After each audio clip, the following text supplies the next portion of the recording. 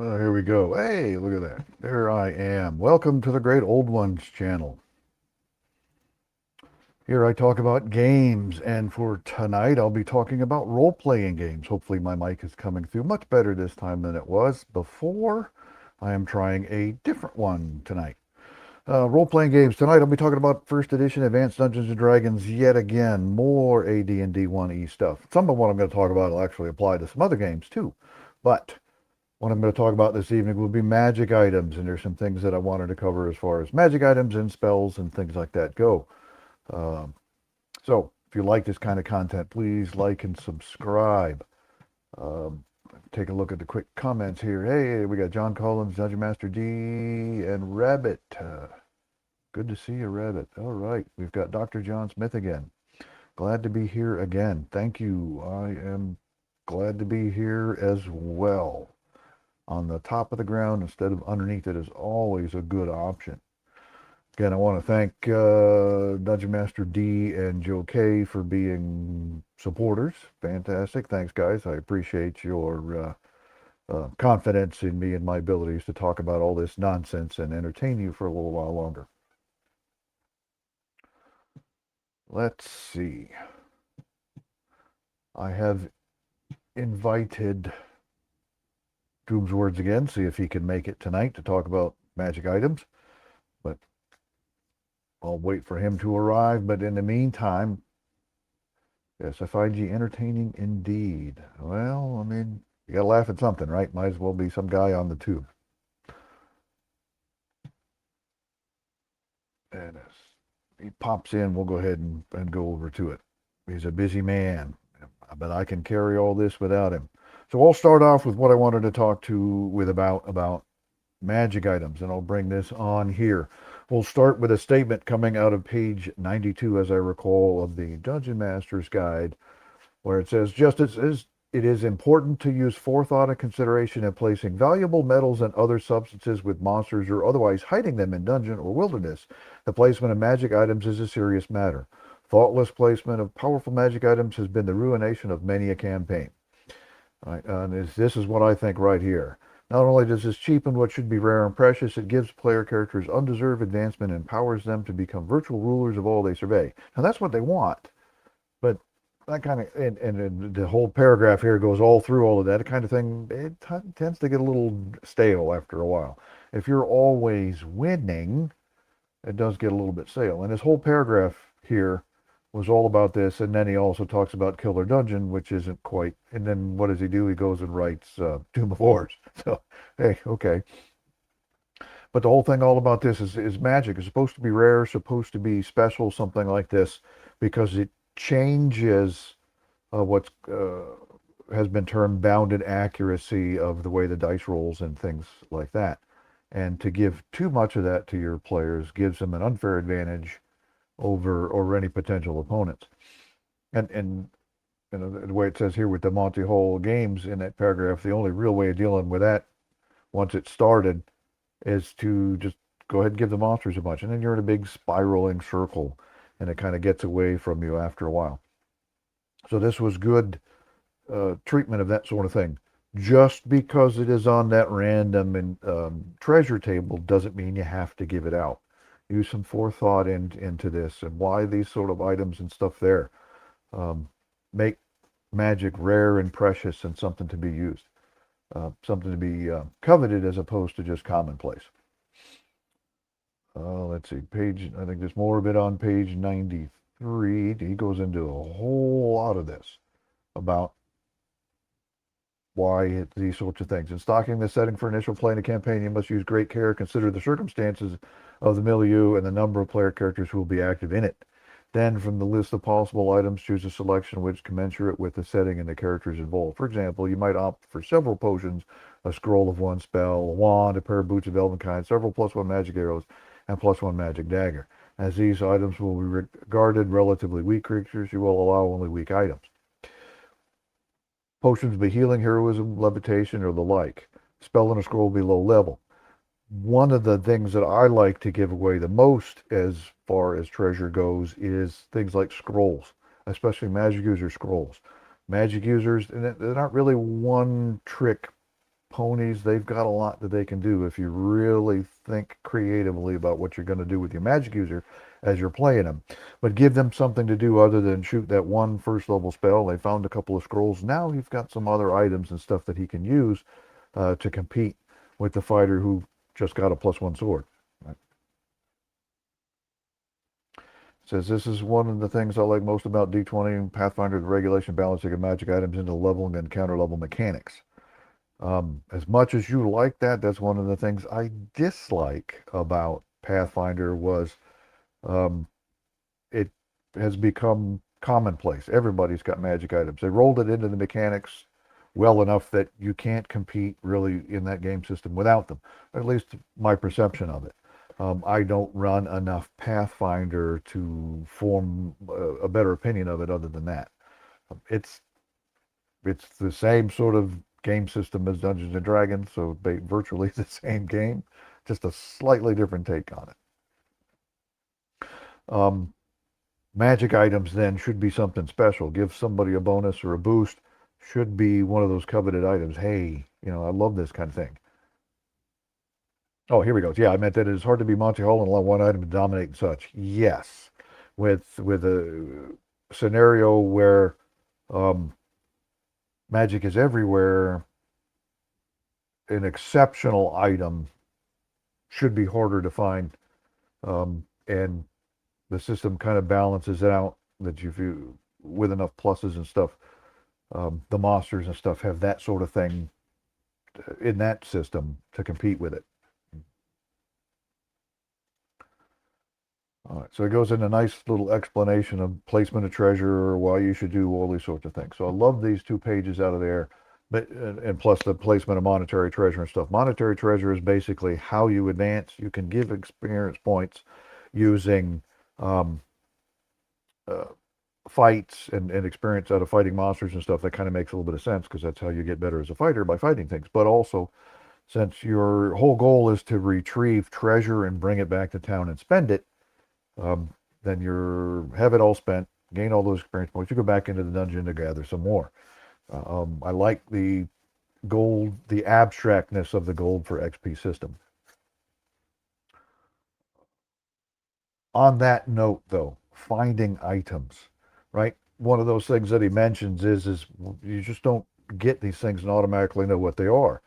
And I love what he has done with identify, um, forcing player characters to kind of seek out sages instead of just relying on the spell. It has since become, I, with newer editions, it's the magic, be all end all as far as that goes. But in first edition Dungeons and Dragons, hey, identify as a low level spell. Level 1, great, I can get it right away. The duration is 1 segment per level. The area effect is 1 item. I have seen it used where somebody casts identify. Okay, everybody pile everything in front of here and I'll try and identify as many as I can in the time limit the spell goes. That's not how the spell was written. If you want to house rule it as such, by all means, go right ahead. Casting time is 1 turn. So this isn't something you're standing there in the middle of the dungeon doing because it's going to take you 10 minutes to get it done. And when you're rolling random encounters in the dungeon every 10 minutes, somebody's going to come by and disturb you for casting this. All right, the rest of the text on here is pretty fun too. When an identified spell is cast, any item, 1 item, may be touched and handled by the magic user. So if it is a cursed item or if it is like a cloak of poisonous or something, he's got to put it on to figure out what it is. And then in that case, um, he's going to be affected by it.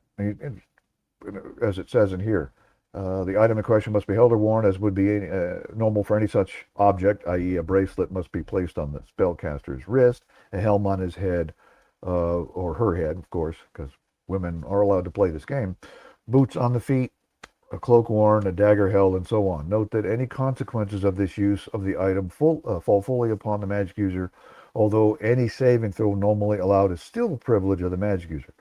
For each segment the spell is in force, it is a 15% plus 5% per level of magic user probable that 1 property of the object touch can become known. Again, if you're low-level characters, chances are you're only going to pick up 1 item that has maybe 1 property. So but as time goes along, as you get higher levels, you're going to find items with more properties. Um, Possibly that the item has no properties and it is merely a ruse, the presence of Nistal magic aura, which is a spell that they created to make fake magic items, or a magic mouth being detected.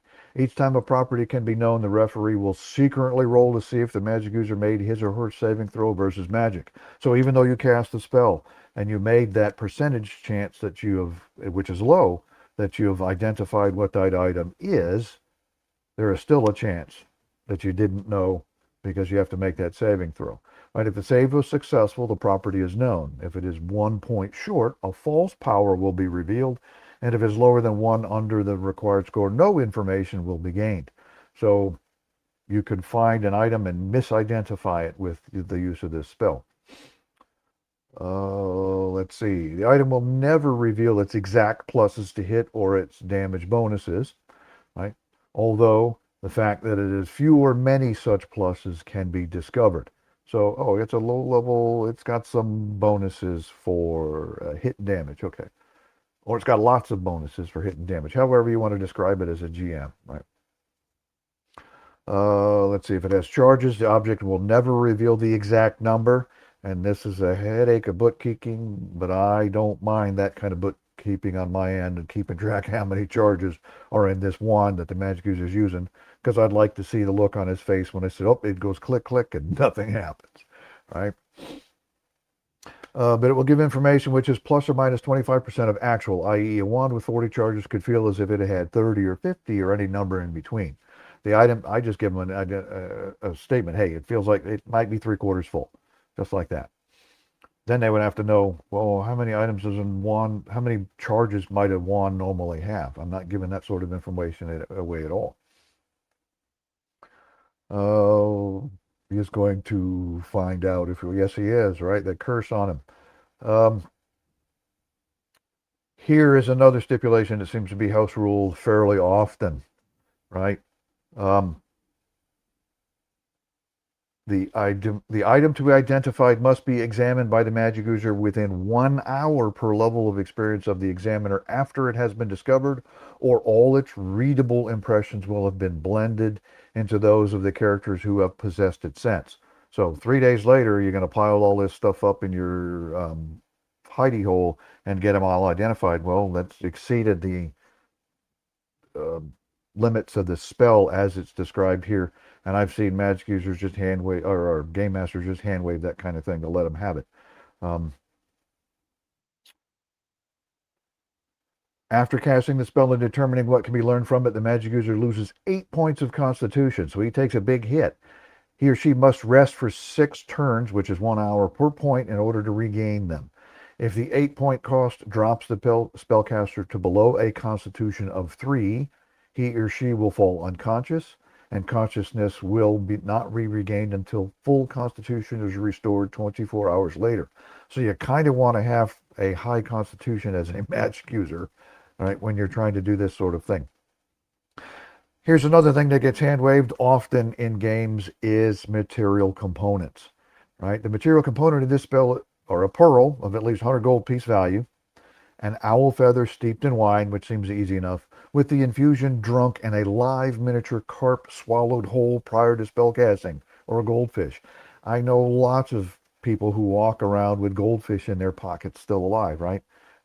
Some of these spell components seem a little bit absurd, but I think the point is he doesn't want you just gaining these things for free. He would like you to spend money at a sage to find out what this thing is, so you have to go back to the dungeon to do some more adventuring. Let's see.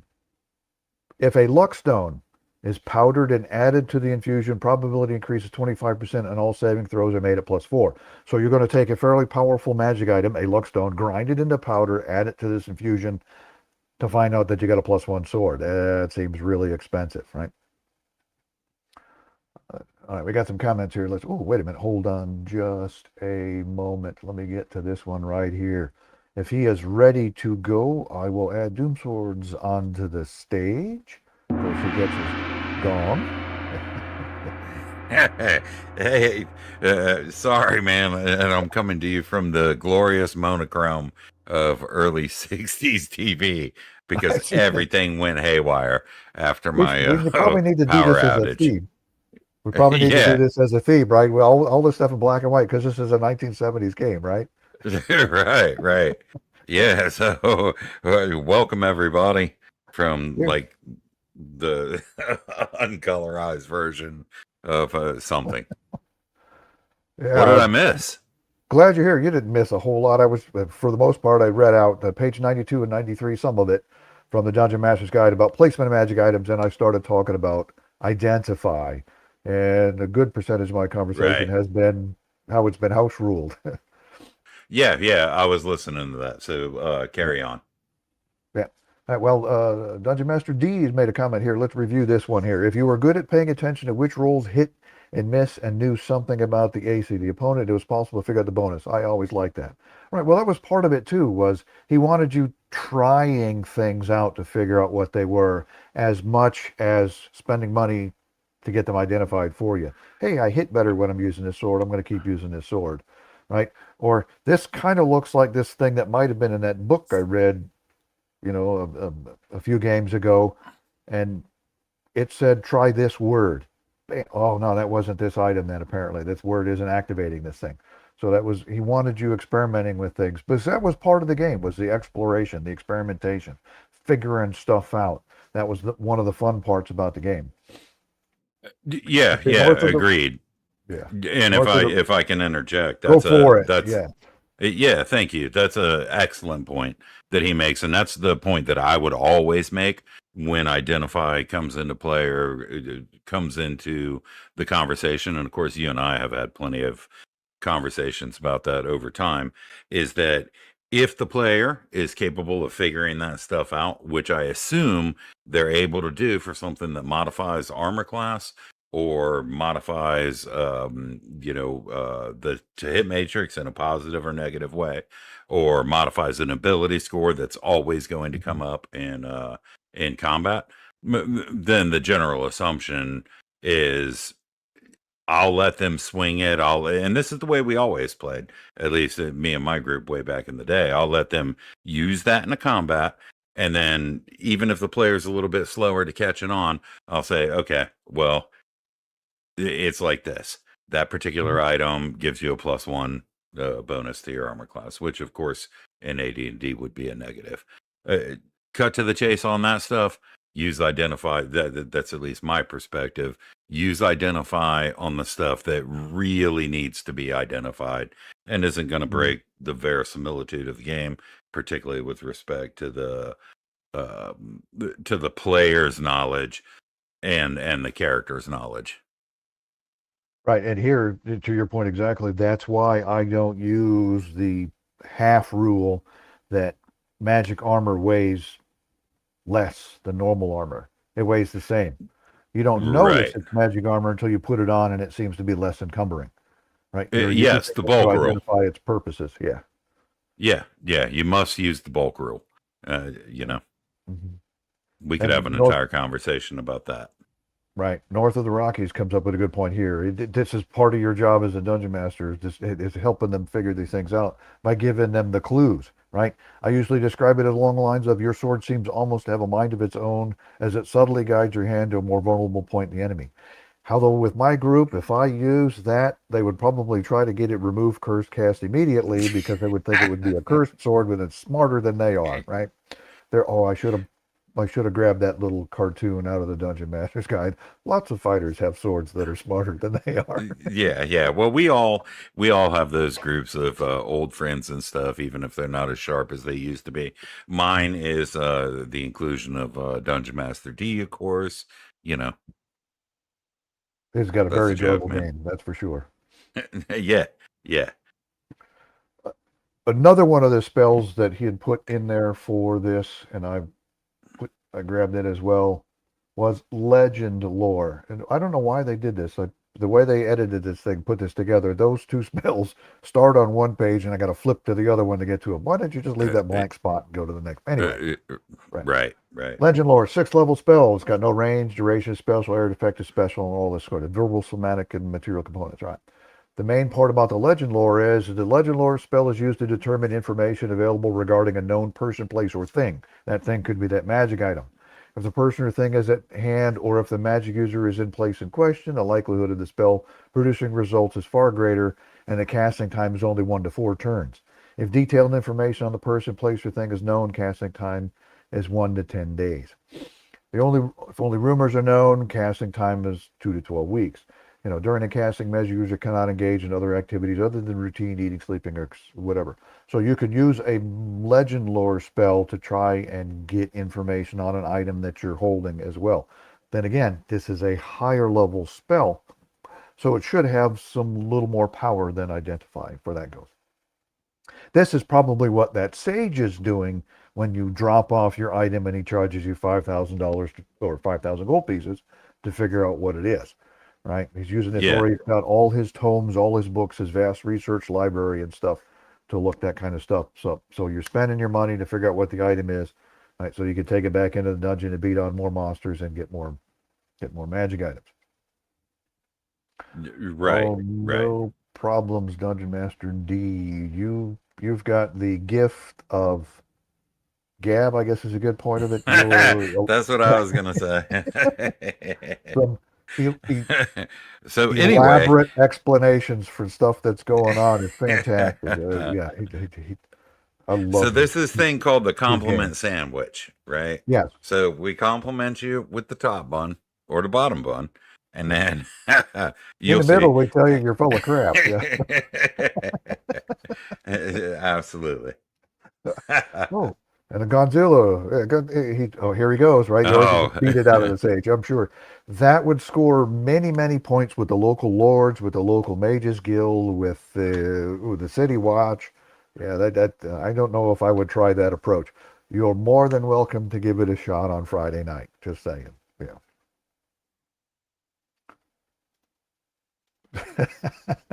I don't think I want to repeat this because I'll get my channel, but it's not demonetized to start with. But anyway, no other appreciable skills. Okay. Right here. That could be entertaining a role playing development. The players think a perfectly benevolent +1 sword is cursed and try to get rid of it. Right. That's the way I play cursed swords because if you notice, most cursed swords in there are of a benefit to the player using them. They just drive them to actions that are of a detriment to their well-being at that point. So he's figuring out this thing is fantastic, but every time he gets in a fight, he just can't stop fighting, right? And then now he's got to figure out some way of getting rid of this item that's causing him problems. Um, some of the cursed magic items, you put them on and you're just instantly dead. The Cloak of Poisonousness, I think, is a hideously cursed but very fun item, and Beth Gonzalo's probably going to beat me up on that one here shortly too. Yes. He was it's not overly awesome fond of it, in the although it wasn't literal his character sense. that died. So, all right. Oh, Stephen Kennedy has joined us as well. Thanks, Stephen Kennedy, for hopping in and listening to us blather on about nonsense. So I covered the two spells that are available to the other one that it mentioned there was a cleric spell, which was contact. I think it's cleric spell, contact other plane. I don't remember if it is. I think it's a magic user spell as well, where you can Yeah, just magic user might have it at 7 clear.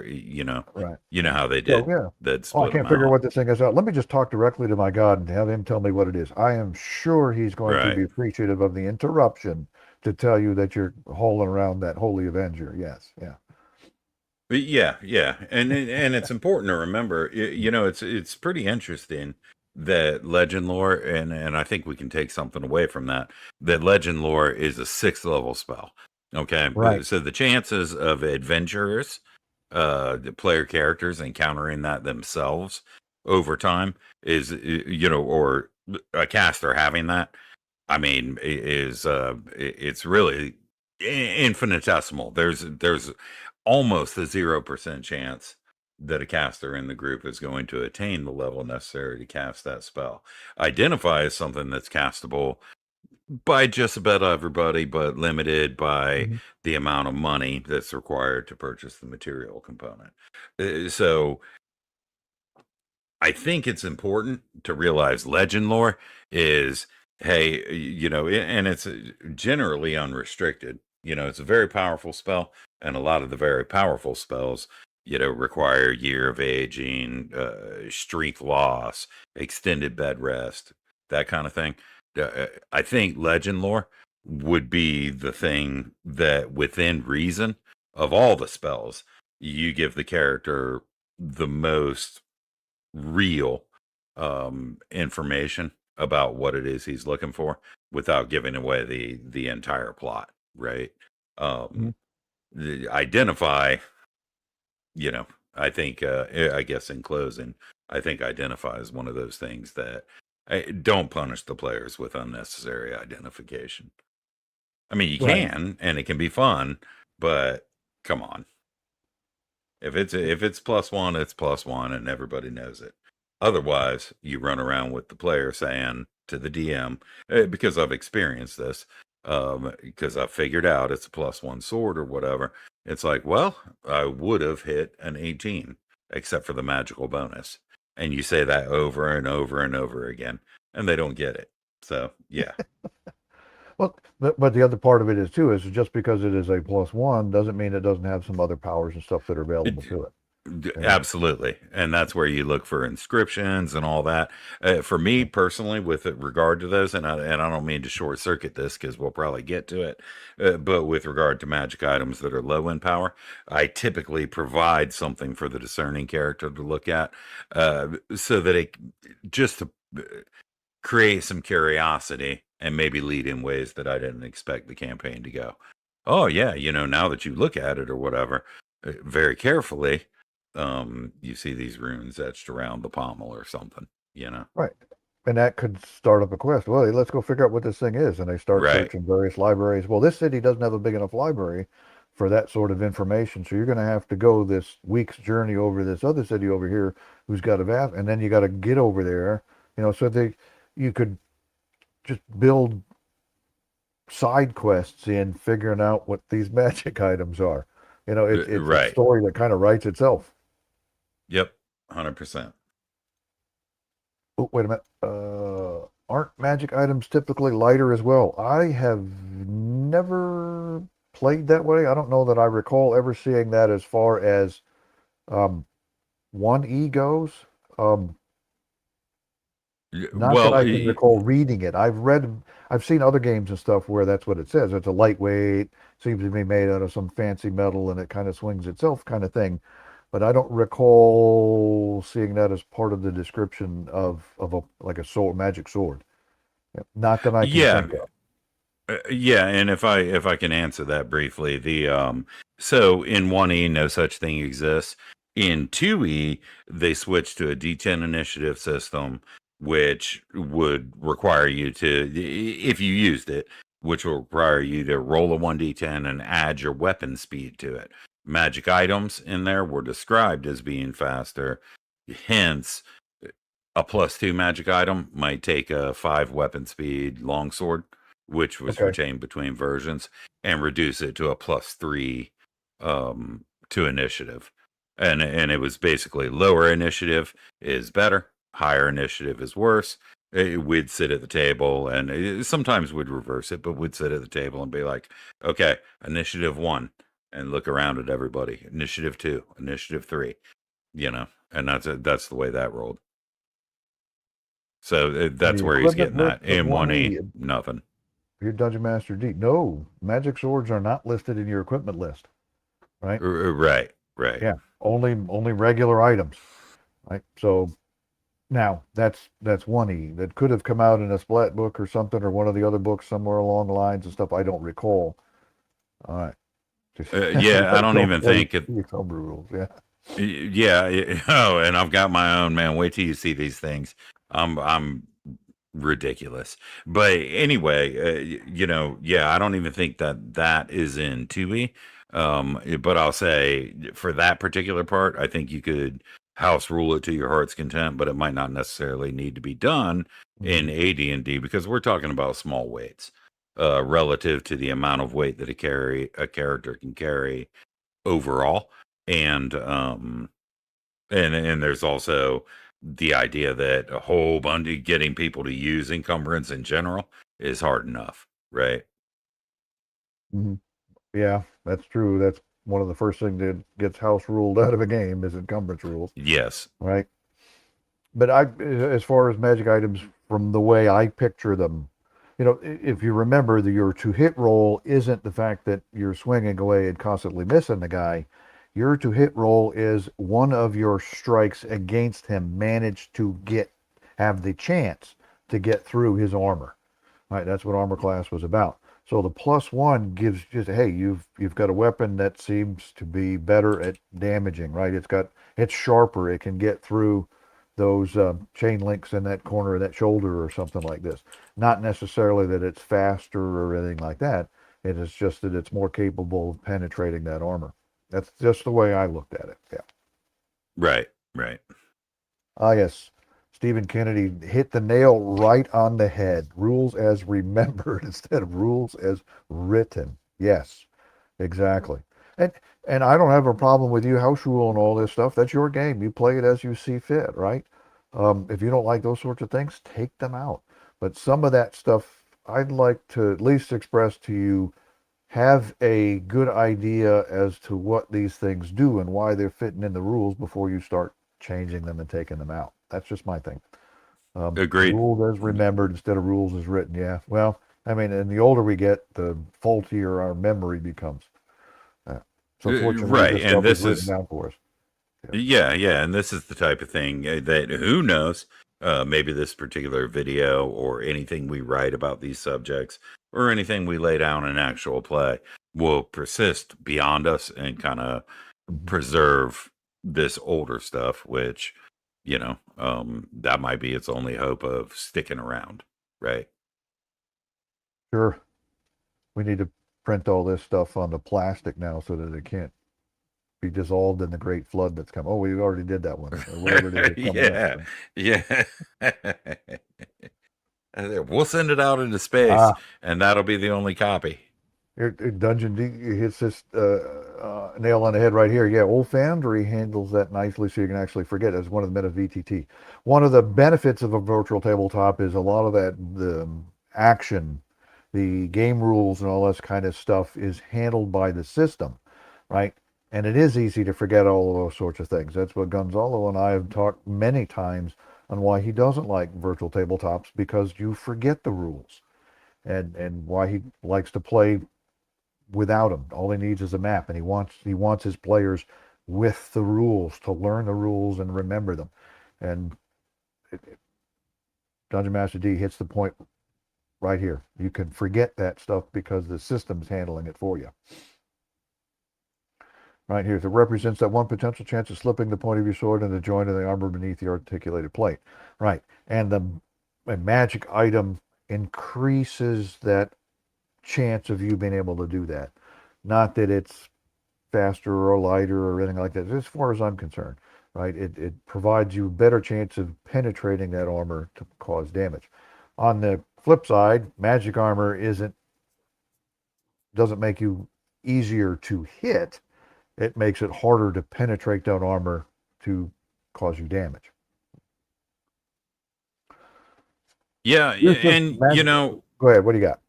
and it's probably a little bit ridiculous, but Coming from you? a Yeah. couple of things. Yes, it is, and I apologize. I'm feeling particularly squirrely or whatever, so I apologize if I throw out ideas that aren't directly related to this stream because these are kind of passionate things. But yeah, the VTT is great. It's great in one way and detrimental in another. And the detrimental effect of it was pointed out, and that you'll forget the rules and you won't know. Nobody will learn anything. At least, at the very least, your players won't learn anything.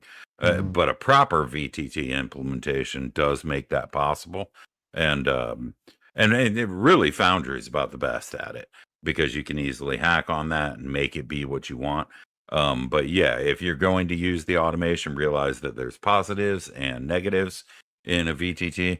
The VTT exposes us to all types of things that we were never able to do before, but it also exposes us to lots of mistakes that we can make by allowing people to use it as the source of truth.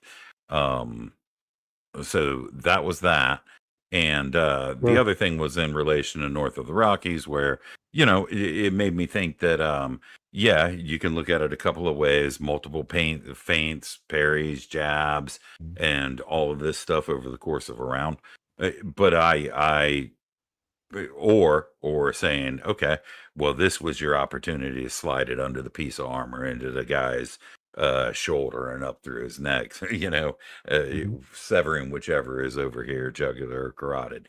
Yeah, or you can just take the segment system in place and apply that in your game and say, okay, the segment, the time piece recommends when that attack would happen. Anyway, I'm off my soapbox. I apologize. But thank you. I just like discussing this stuff. Oh, I love talking about this stuff. We can talk about this stuff till the cows come Right. home, and we'd probably have nobody ever listen to us ever again because we went too long. We got That's what I'm hoping I didn't just do. we got Current Swords and viewers Stones drop to visiting us. one. Hey, greetings. Hey, like more people dropping in. Excellent. Thanks for Yo, stopping what's up, by and man? giving us a look here.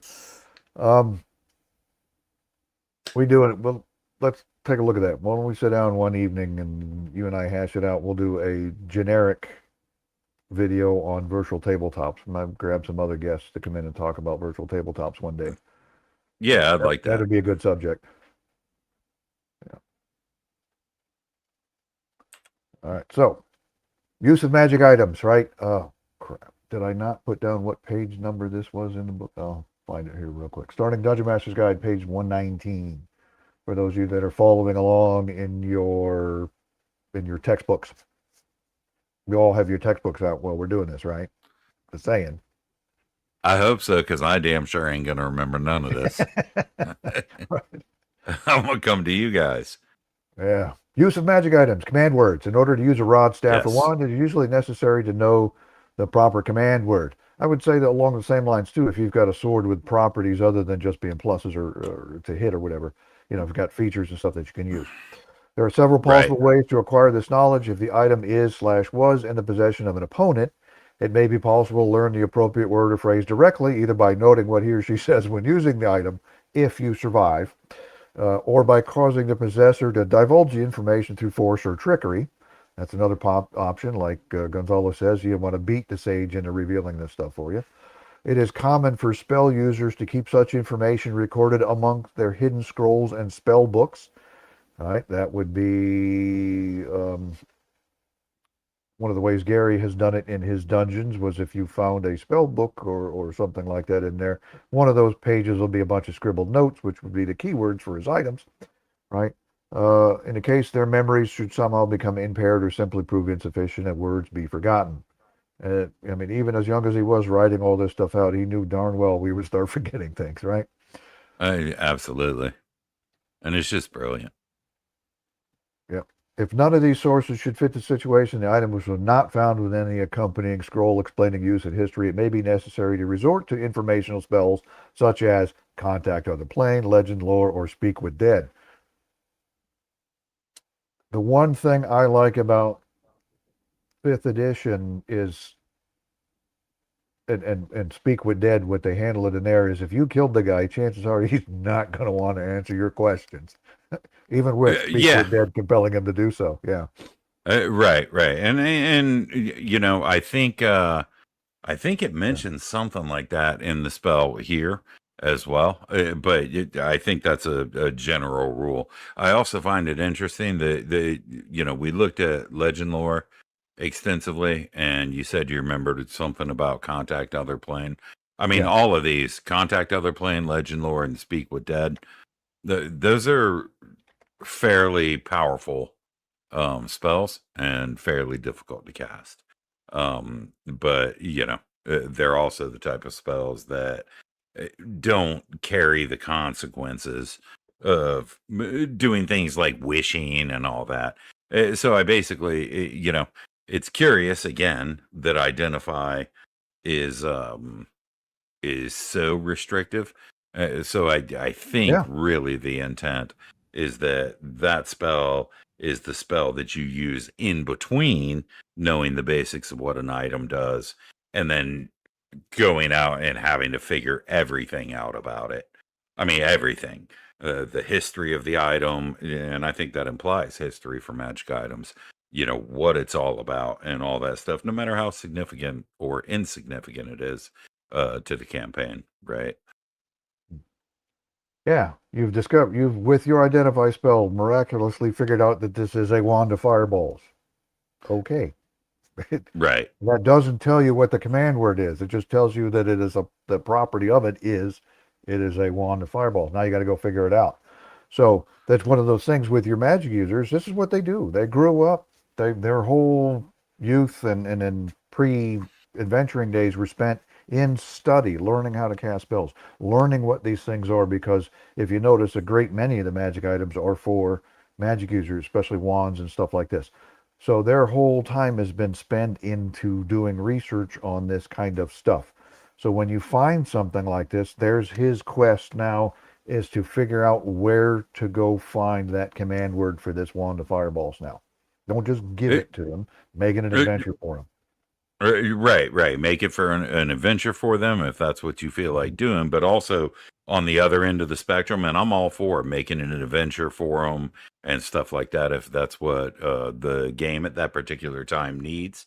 Um, but the other thing people will do is go to the extreme, right? And it doesn't happen as often, but most of this stuff doesn't happen because most people don't play by these rules. But, I'm committed to them. So, from my perspective, it's like, okay, well, it can be hard, but it can also be easy. Perhaps that magic user figures out through identify that this is a wand of fireballs. Maybe put an etching on it, maybe give him some sort of opportunity uh, from his background or his heritage or Mhm. whatever to know a Sure. little bit about it. Maybe allow him to talk to somebody, go search the library that's readily available and figure out what it is. Allow him to spend some time on that if it's not, if it fits your game. But use Yeah. that to progress time and to sort of bridge the gap between what happens in an adventure and what the character is supposed to be doing in order to be earning these experience points, right? Because a magic user in a combat, he shouldn't really be earning the experience points that a fighter in a combat should be, you know. So No, you and just work around that.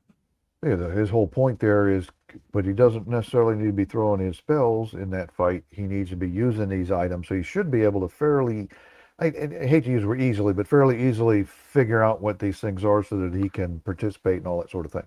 So it's not like Uh, if he found this wand of fireballs, he has to go take a grand quest to some huge volcano and talk directly to Surtur to figure out exactly what the command yes, word was.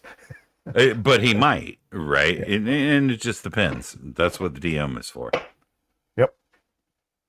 I love this with crystal bowls and scrying, right? Various devices seeing at a distance, such as crystal balls, various scrying devices, such as dishes or pans of water or mirrors, and spells such as clairaudience are detectable.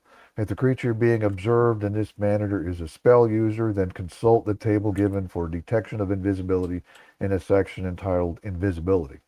You know, having that powerful lich figure out that you're spying on him might not be the greatest of moves that you had made, right?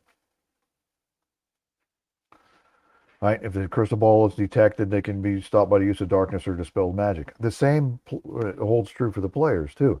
If you've got a big bad guy now and then your game that's spying on your player characters, that magic user, hey, wait a minute, I'm picking up, I'm sensing something. Somebody's watching us, right? Now he's got the options of using the spark darkness or dispel magic or whatever to stop that sort of thing. Go back over here. Drinking potions. This is what we talked about the other day, right? And it's one of the funnest parts of my game night is watching players hem and haw for about 30 minutes game time trying to figure out if they really want to try tasting that potion or not, figure out what it is. Very few of them are ever going to be poisons, but it's still a possibility. It takes but a segment, 6 seconds, to open and consume the typical potion. Thereafter, however, a certain delay will occur while the contents are ingested and magical properties of the potion take effect. Right? It isn't instantaneous. The delay will be from 2 to 5 segments as a rule. When a potion is imbibed, simply roll a d4, add +1 to the result, and in that number of segments, the effects of the dose will take full effect. You may establish specific times for various potions if you so desire, but this is a complication which is not generally recommended, right? Just because you just swigged that healing potion doesn't mean you're instantly from 3 back up to 9. It may be a few segments before you go from 3 up to 9. So you better be on your guard and try to protect yourself. Don't let yourself get down that far before you start taking those potions. Yeah. So I'm going to utilize the pause to say something that I find particularly interesting about this passage. This passage alone uses segments in the combat round Yep. more than any other passage in the entirety of the DMG, right? And I think there's a brilliant idea there. But you would have to embrace segments in the first place. And how you do that, this book, Dragon Magazine, Unearthed Arcana, anything that came after the second edition never really explained how to do that. But this gives you a guideline at its simplest form. It gives you a guideline that, hey, you're going to be able to drink that potion in 1/10 of a round, and it's going to take effect, maybe 5 seconds segments later or something. And it just doesn't. It's really odd. Which is why this game should be segmented. But I didn't intend to get on that freaking soapbox again, but I did. We'll go back to that. We'll Yes, do but it. Yeah. this at least lets you know that you should be able to drink a potion and have it possibly take effect within the same round, provided you don't have to dig it out. Yeah, we'll go back into that segment and stuff like this, and we'll look at Len Lakofka stuff again, and maybe go into more and I just would do like one to. strictly on all that kind of stuff, and talk about it Yeah, I would because like to. the paragraph in there is combat should be a dynamic thing, and just from the experience from playing in other games and stuff, it seems to be a lot of not much happening, even though it's really supposed to be more dynamic than it's been described. Not only Yeah, the yeah. And yeah, I apologize. My final point on that is the key part. I mean, it was never, to be fair, it was never fully developed, but that is the thing, sort of the representation of the thing that will be removed from D&D and lost forever. They removed our level drains, you know, and yeah. this is far more forgotten than that. Applying oils, magic oils not being consumed. I don't know. Did you taste it? Figure out what it was. Yeah. Are treated differently. Yeah. The contents are poured over hands and body and smeared appropriately. This is a family-friendly game night. We're not going to describe or anything like that, right? This will require normal opening time and decanting, i.e. one segment, right? Spreading the oil will require 2 to 5 segments also, just as detailed the potions to take effect, right? So oils, they're detailing in here some time constraints and stuff in there, that segment time. You're Uh, right, right. right. And another thing that isn't talked about very often is potion miscibility, right? The magical mixtures and compounds which comprise potions are not always compatible, right? You must test the miscibility of potions whenever 1, 2 potions are actually intermingled, like poured together. Hey, that's what happens when we put, Bailey's and coffee together. Oh, look, we created something nice, right? A potion is consumed by a creature while another such liquid already consumed still is in effect, right? You've swigged your haste potion. Now what happens if I go ahead and do a fly at the same time? Oh yeah. Right? That's the way you do it. You mainline the fly. Yeah, where while it is possible to compare a matrix with list each potion type and cross references to all of it, we don't know. That's just way too Right. much information. So he puts together a nice little missability table. What happens when we do this? The potion missability table on that page there, right? Roll on the die. What happens? Right? You're always hoping for double aught when you do this one. Yeah.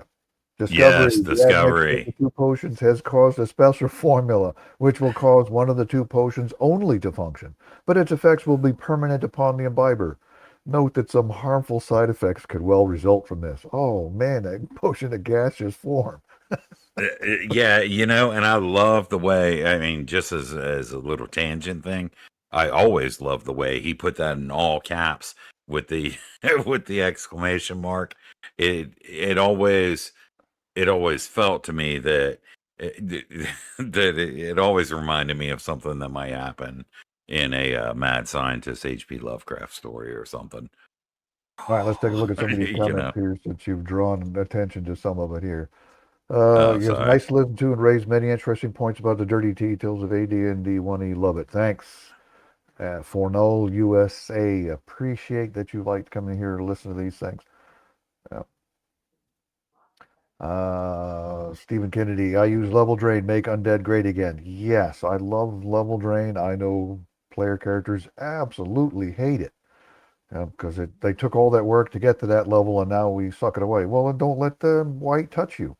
You know, get him from afar. Get your clerics to get him. Things like this. One of the things about the mentality of some player characters is the superhero effect where they got to charge into battle and everything can be beaten and stuff like this. Undead were truly fighting before. You avoided combat with them if at all possible. Try to lure them away or whatever so that your thief could sneak in there and stuff all his treasure into a sack and then off you go. You know, you, some of those things you didn't want to fight. You didn't get a large amount of experience points from doing so. So the point wasn't to fight them because the risk was too high. You wanted the treasure for the experience point. Yeah. Right, right. Absolutely. Now, convincing somebody else through role play, however you do it, whether it's like character assumption or, Mhm. theater kid shit, is convincing somebody else to charge everything might sometimes be in your best interest. Just saying. Oh man, look at that. The new guy's character just died because he got level drained. Right. Don't do that again. See? Yeah. All right. For an old USA, I mostly ran Rule Cyclopedia, which did not have segments, sadly, but did have level drain, death saving throws for poison, and many other Iron Man game mechanics that make D&T dangerous and exciting. Well, yeah, there's that saving throw versus poison. The thing is the whole thing about poison is you had a tough enough constitution or whatever you want to explain away the saving throw that, or you didn't get enough of it in your mouth to cause a problem, that kind of stuff. Yeah. Yeah, and the rule cyclopedia is great. Oh, I do yeah. have a major problem with it, and that's that green, the bland TSR 1987, 86, whatever. Green.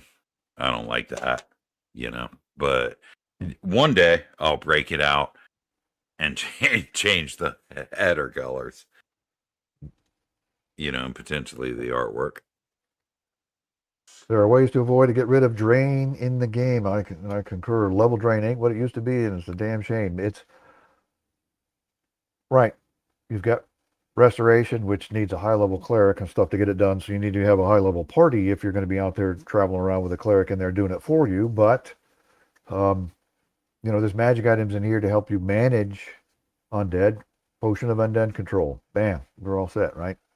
Yeah, and then the adventure prompting. Mhm. Hey, we got to seek out this cleric, he's over here in this tower in town. Mhm. He's such and such faith, and this is his personality. Maybe he's aloof. Maybe he doesn't talk to people. Maybe you got to figure out something related uh, to the cult that's sprung up around the area and is causing them problems. Maybe he's a member of the cult, you know. I use energy drain because I have a list of physical and spiritual effects suffered by PCs that makes sense aside from the actual level loss. this is one of the things that I've given a lot of thought to, other than just taking their level away, right? They've been scared half to death. The drain of life force out of them is more than just a hit point thing, right? They do not have the strength.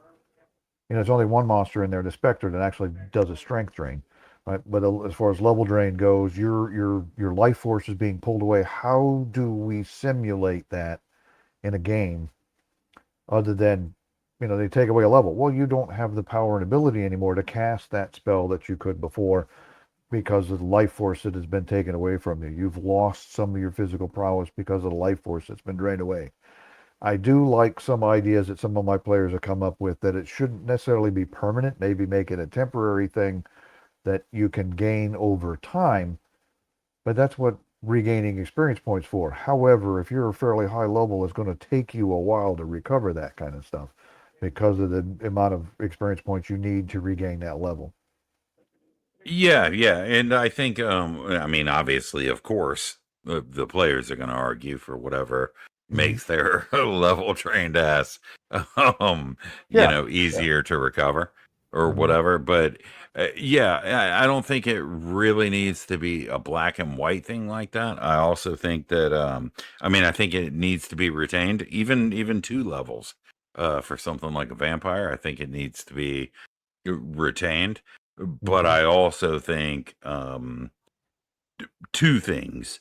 If you're going to use it, restoration needs to be readily available by the DM, even if it costs a whole bunch, or even if it involves some minor mission that serves the power who's going to cast it. And players need to get better and understand that we need to protect against this at all costs, whether that be tactical movement, marching order, Mm-hmm. preparation of spells. Particularly if you end up in an undead catacomb or something like that. And the idea with AD&D in general, like Great Old One said, is that it tries to teach the players to be better. And without level drain, let me tell you, level drain sucks, you know, badly. Sure. Well, let's tie this into magic items here as well. You were talking about some other ways to mitigate it in addition to hiring somebody. Scrolls. Right. I know it's covered with magic users. Magic users can cast, and I'm going to extend this to clerics too. Why not? They can cast spells off of scrolls that are higher than their level. There's a chance of failure when you're doing this, but you can do that. Why can't a cleric cast a spell off a cleric scroll that's higher than his level as well, with a Sure. similar risk that it's a chance of failure of doing so if it's high in your level. So you manage to come across or somehow or another spend enough money to buy a few restoration scrolls to take with you because you know you're going after that vampire, right? You want to try and do some preparing, right? Hey, this evil wizard over here has got in his tower. We know he's got spell books full of this stuff. Let's go ahead and invade his tower in preparation of us going to take on at vampire. Now we've got those scrolls and stuff that can help mitigate those effects. Placement of magic items was the first thing I read here. This is how we do those sorts of things. Now, it isn't that they're hidden. The players need some sort of clue that they can go find these things, right? But other than that, that's one way of handling some of the more dangerous aspects of it is these consumable items like scrolls and potions and stuff. Right, right. Oh, look at And energy draining by undead or device. Here we go. The next paragraph. Yeah. yeah, yeah. Exactly. And that's really the key with the energy drain, make it recoverable without too much hassle, but make it a real pain in the butt, and make sure that players know that it's a pain in the butt. Um and offer, there was actually, now I remember the point that I wanted to make, and I apologize for the brain freeze thing. But me and D played in a game not too long ago. It was the Dragon Slayer OSR RPG by Greg Gillespie.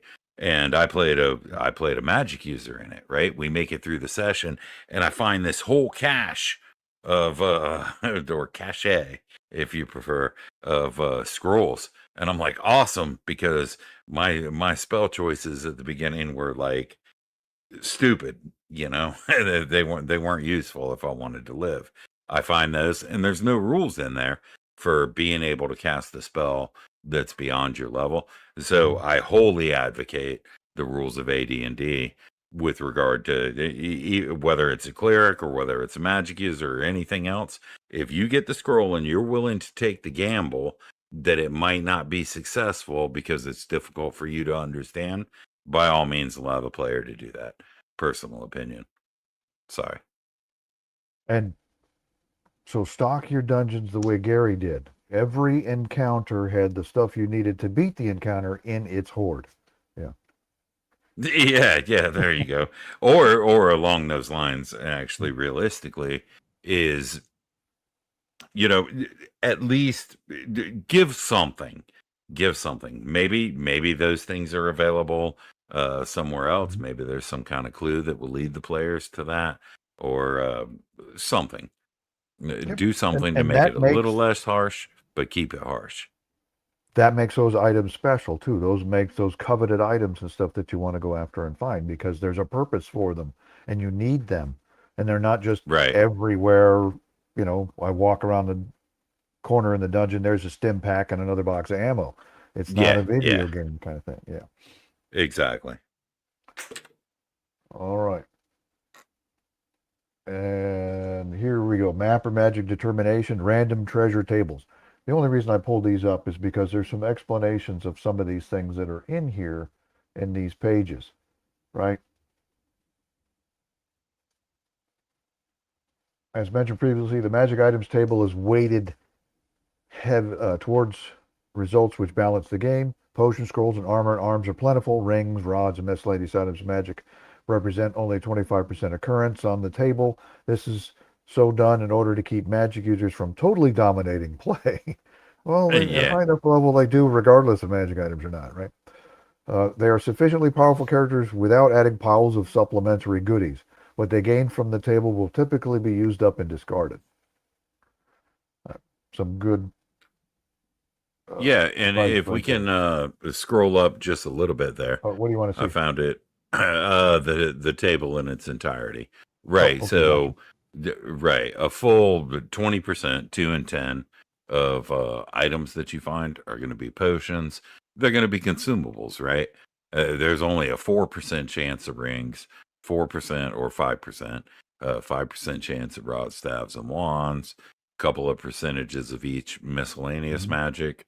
A better bit of armor and shields, an even better bit of swords, and then miscellaneous weapons that generally anybody could use provided they had the weapon And there's a proficiency. huge chunk of those in there. Everybody wants those magical swords, but you're going to find things, your plus one um, uh, Warhammer and Morning Star and Spear and things like this. You're going to find more of those based on this table than anything else. Yeah, and personally, I prefer allowing for plus one. I mean, that's one of your biggest wins as a DM, right? Is to be able to give out something like a plus one helm, or Mhm. plus one other piece of armor or whatever. A You know, shield. yeah, Yeah. yeah, Okay. It's only employed in certain circumstances. If you're being attacked from behind, you don't get used to your shield. You're being attacked from the left or the right side, you don't get used to your shield. Things like this, but it's a piece of magic that a player character can use, and it encourages them to employ some tactics with it as well. yeah, yeah, As far as your potions go, right? The effectiveness on the type of creature controlled must be determined by a die roll. See the item explanation, like the undead control. That's in the item explanation that's in there. Dungeon Master must mislead the possessor of the potion as to convince him that it is not harmful. That is the poison, right? So if you go by yep, the understanding that all poisons are basically, they all kind of are the same, you know, a potion of healing may be red that you found over here, this one, but the one that you found in this dungeon over here is blue. So there's no commonality to all of them, which newer games have made them all basically very similar. All your giant potions have the fingernail of the particular giant in the darn thing, and you can look at it and figure out what it is as opposed to do some experimentation with it. They've taken some of the Right. fun out of it. Yeah, yeah, and that's problematic. And going back to the poison example specifically, Mhm. is of course, poison is considered a potion or whatever, Yeah, which to me implies, that it requires specialized skill, and I think that's why it's included. But the poison should be treated the same way. Obviously, anybody who's capable of making these things is going to make it seem like, hey, that's what you want. So maybe the guy, maybe you as a DM have a particular idea of how healing potions present in your game, and maybe the guys making the poison potions make them smell and taste and have the viscosity of a healing potion to get people to drink it, right? yeah. Here's a point from North of the Rug. He's always had miscellaneous magic items found more often than magic weapons because most magic users are going to enchant things they can actually use. Yes, that is true. And they're going to use them up and discard them all totally used, as far as just my opinion on it goes. So when you find these things, you might find a wand of fireballs that's drained, right? Um, why wouldn't it just suddenly be found? Now, that doesn't mean a magic user wasn't captured or killed or something, and this wand ended up in the troll's hoard for some reason or another. That's always a possibility as well. But these are things that they hang on to, right? When you're running from a monster, you might need to toss your magic shield or toss your weapon, but you don't necessarily going to rip your ring off your finger when you're trying to run away, right?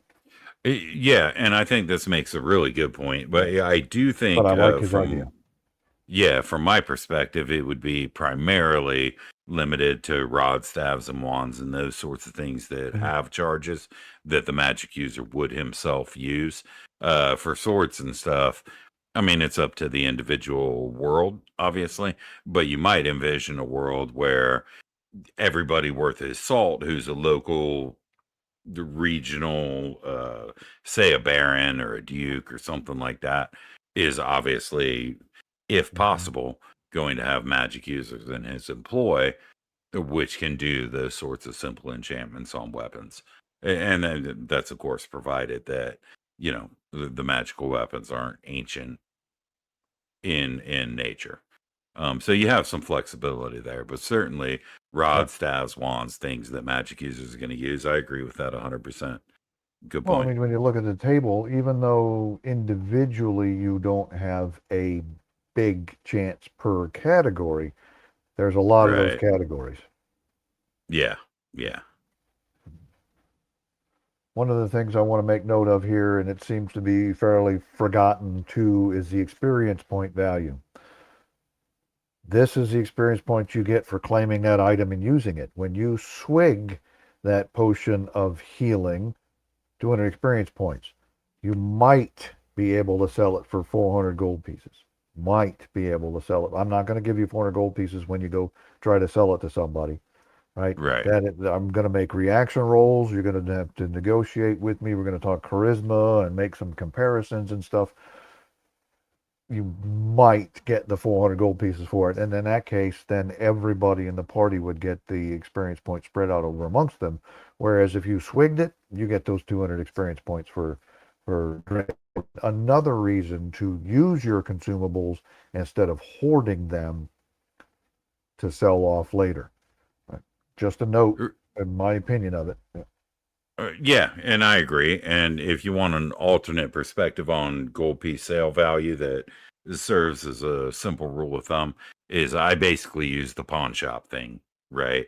Unfortunately, I've dealt with pawn shops in the past more than I would have liked, but they give you half of what it's worth, or Yeah. they intend to sell it for half of what it's worth, and they're going to give you a quarter. So they're going to give you half of what they expect to make. They Mhm. got to hold on to it and protect it and all that Right. stuff. So basically, I start at a fourth of what the book's listed value is. So if it's 400, is 100, and then if you can convince the guy, you know, maybe you'll get towards his profit margin. Yeah, Gonzalo Lear got a nice little point here. I mean, potions are sometimes pretty niche. You're going to use potions of healing all the time, yes. Potions of plant control, not so much. And I agree with that, right? There's some of Me these are too. definitely going to be some very special circumstances, but you're going to be glad you had it in your pocket when those kind of circumstances arise, right? And Yeah, what and that the reminds me of something else I wanted to say is that if the potions, and this goes for all consumables, right? Mhm. If the consumable, whether it be a potion or a wand or anything else, can be used by the individuals involved in the encounter in which they're found, then they should use them. Okay. So your monsters, Oh if yeah. they've got potions, don't come across your monsters. Yeah, such and such thief had, a potion of staying alive, right? And now you found it, and this guy didn't use it. Like, what's the point, right? So use give those low level ruffians or whatever consumable magic items if Yeah, the players can actually complete the encounter and preserve some of those, provided those guys have used them, then all the better for the PCs. yeah, exactly.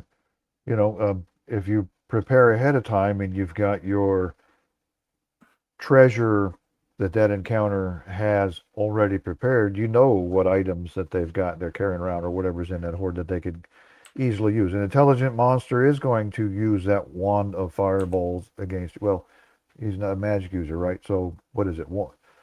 A couple wand of missiles, I guess. Regular anybody can use a wand of missiles, right? So he's going to use it against Right. you.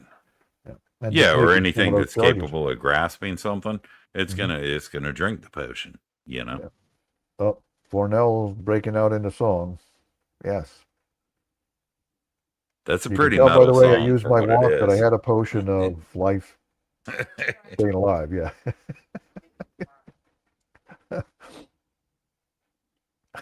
Here we go. Perfect.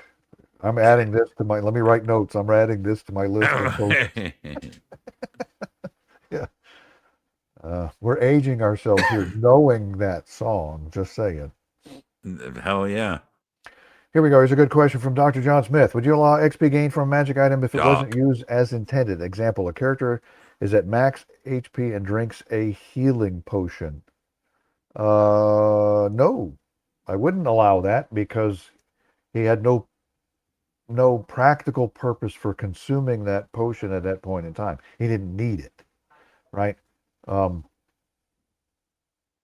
That so presents a little bit of a paradox or a conundrum right, from my perspective is because if we say that he gained no practical experience from the usage of it, then we might also assume that the guy having taken, let's say it's his 10th healing potion he's taken, right?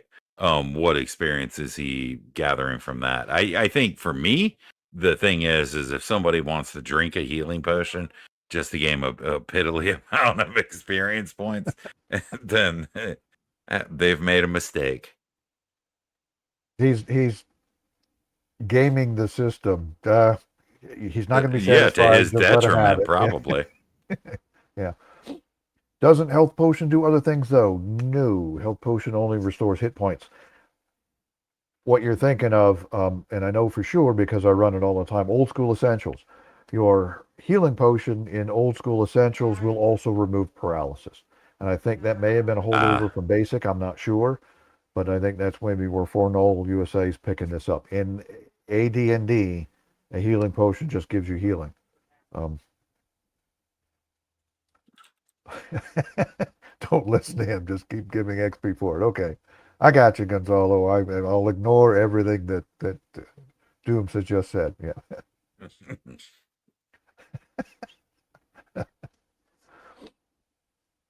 Let's see. Oh, kick it over here to scrolls a little bit, right?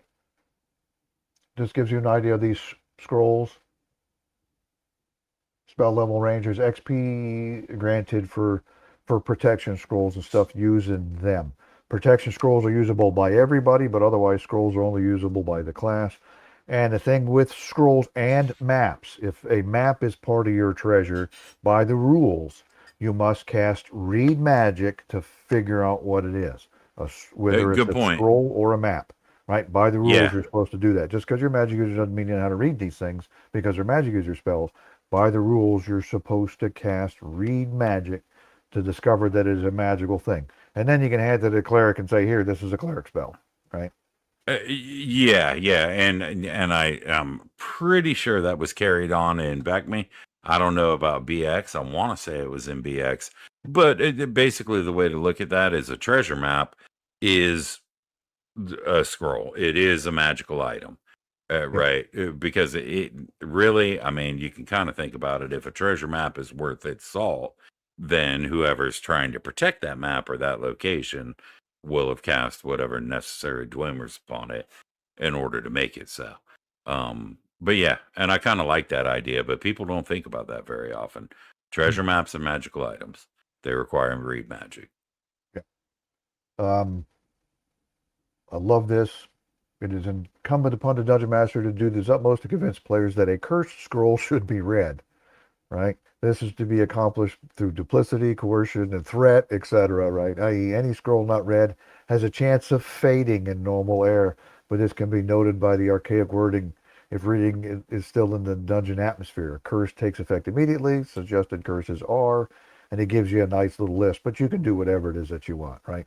I love this one. Random item nearby is demagicked. Oh, wonderful. That wand of fireballs that you just picked up, you just read that curse scroll, now it is a stick. Yeah. Experience points value for scrolls. Awarded only to characters who can use the spells. The award should be 100 XP per spell level. So if you got a spell scroll, it's a first level spell, and you cast that spell, you gain 100 experience points for casting that spell off of it. This is from the game that normally does not give a magic user experience points for casting spells. Right? Just because he throws a spell doesn't get him anything. That's the recovery of the gold after the encounter that gets him. So here is a way of boosting up your experience points by casting spells on and encouraging you to use these scrolls. You get the XP from casting them. Your gold piece sale value, any scroll can be sold in the open market, quote unquote, right, if you can find somebody to buy them, for 3 times its XP value. So that first level scroll that you got, you can sell it for 300 gold pieces. That's the list price, if you will. Right? Protection scrolls sell for 5 times the XP value. Now, protection scroll is fairly valuable. Look at that. That's a lot of money that you can get out of one of those if you want to sell it. But there's a lot of experience points for using one. All right. That can make or break a level in a character. Then we go into the list of the different items and stuff over here, your rings and things like this, right? Uh, like magic user listed only ring of wizardry. Other rings can be used by anybody. Some of these rings contain the most powerful magical abilities and may possess only a limited number of magical charges before being depleted at the GM's option. Right? A ring of multiple wishes shouldn't have an unlimited number of wishes. It may have more than one. Right? The genie summoning, you don't really want to constantly be summoning those things in. Rings of protection, they're exceedingly valuable because they change the bounded accuracy and stuff in the game. Um, Mostly what I wanted to get to here was some of the description of some of these things here. And there's table after table of all these things. Oh, and your um, It's also worth mentioning real quick that UA has a far expanded yes, um, yeah, for gold piece sale value, experience points total for the and basic stuff that's not included in here.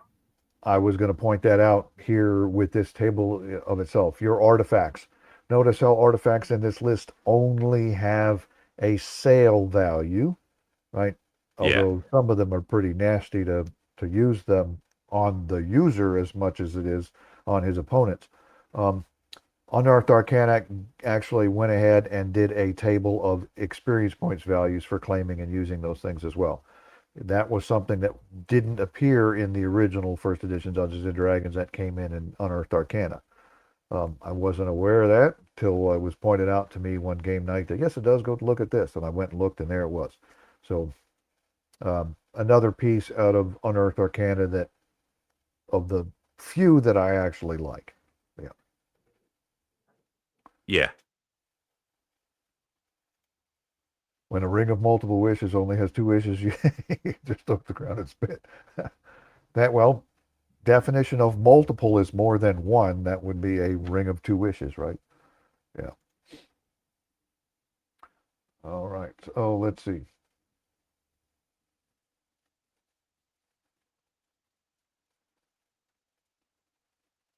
Describing your potions, right? Potions are typically found in ceramic, crystal glass, or metal flasks in enough quantity to provide one person. There are some exceptions. Um, with one dose is to be able to achieve the effects which are given hereafter for each type of potion. Potion containers can be other than as described at your option. You're the DM. Make it up whatever you want, right?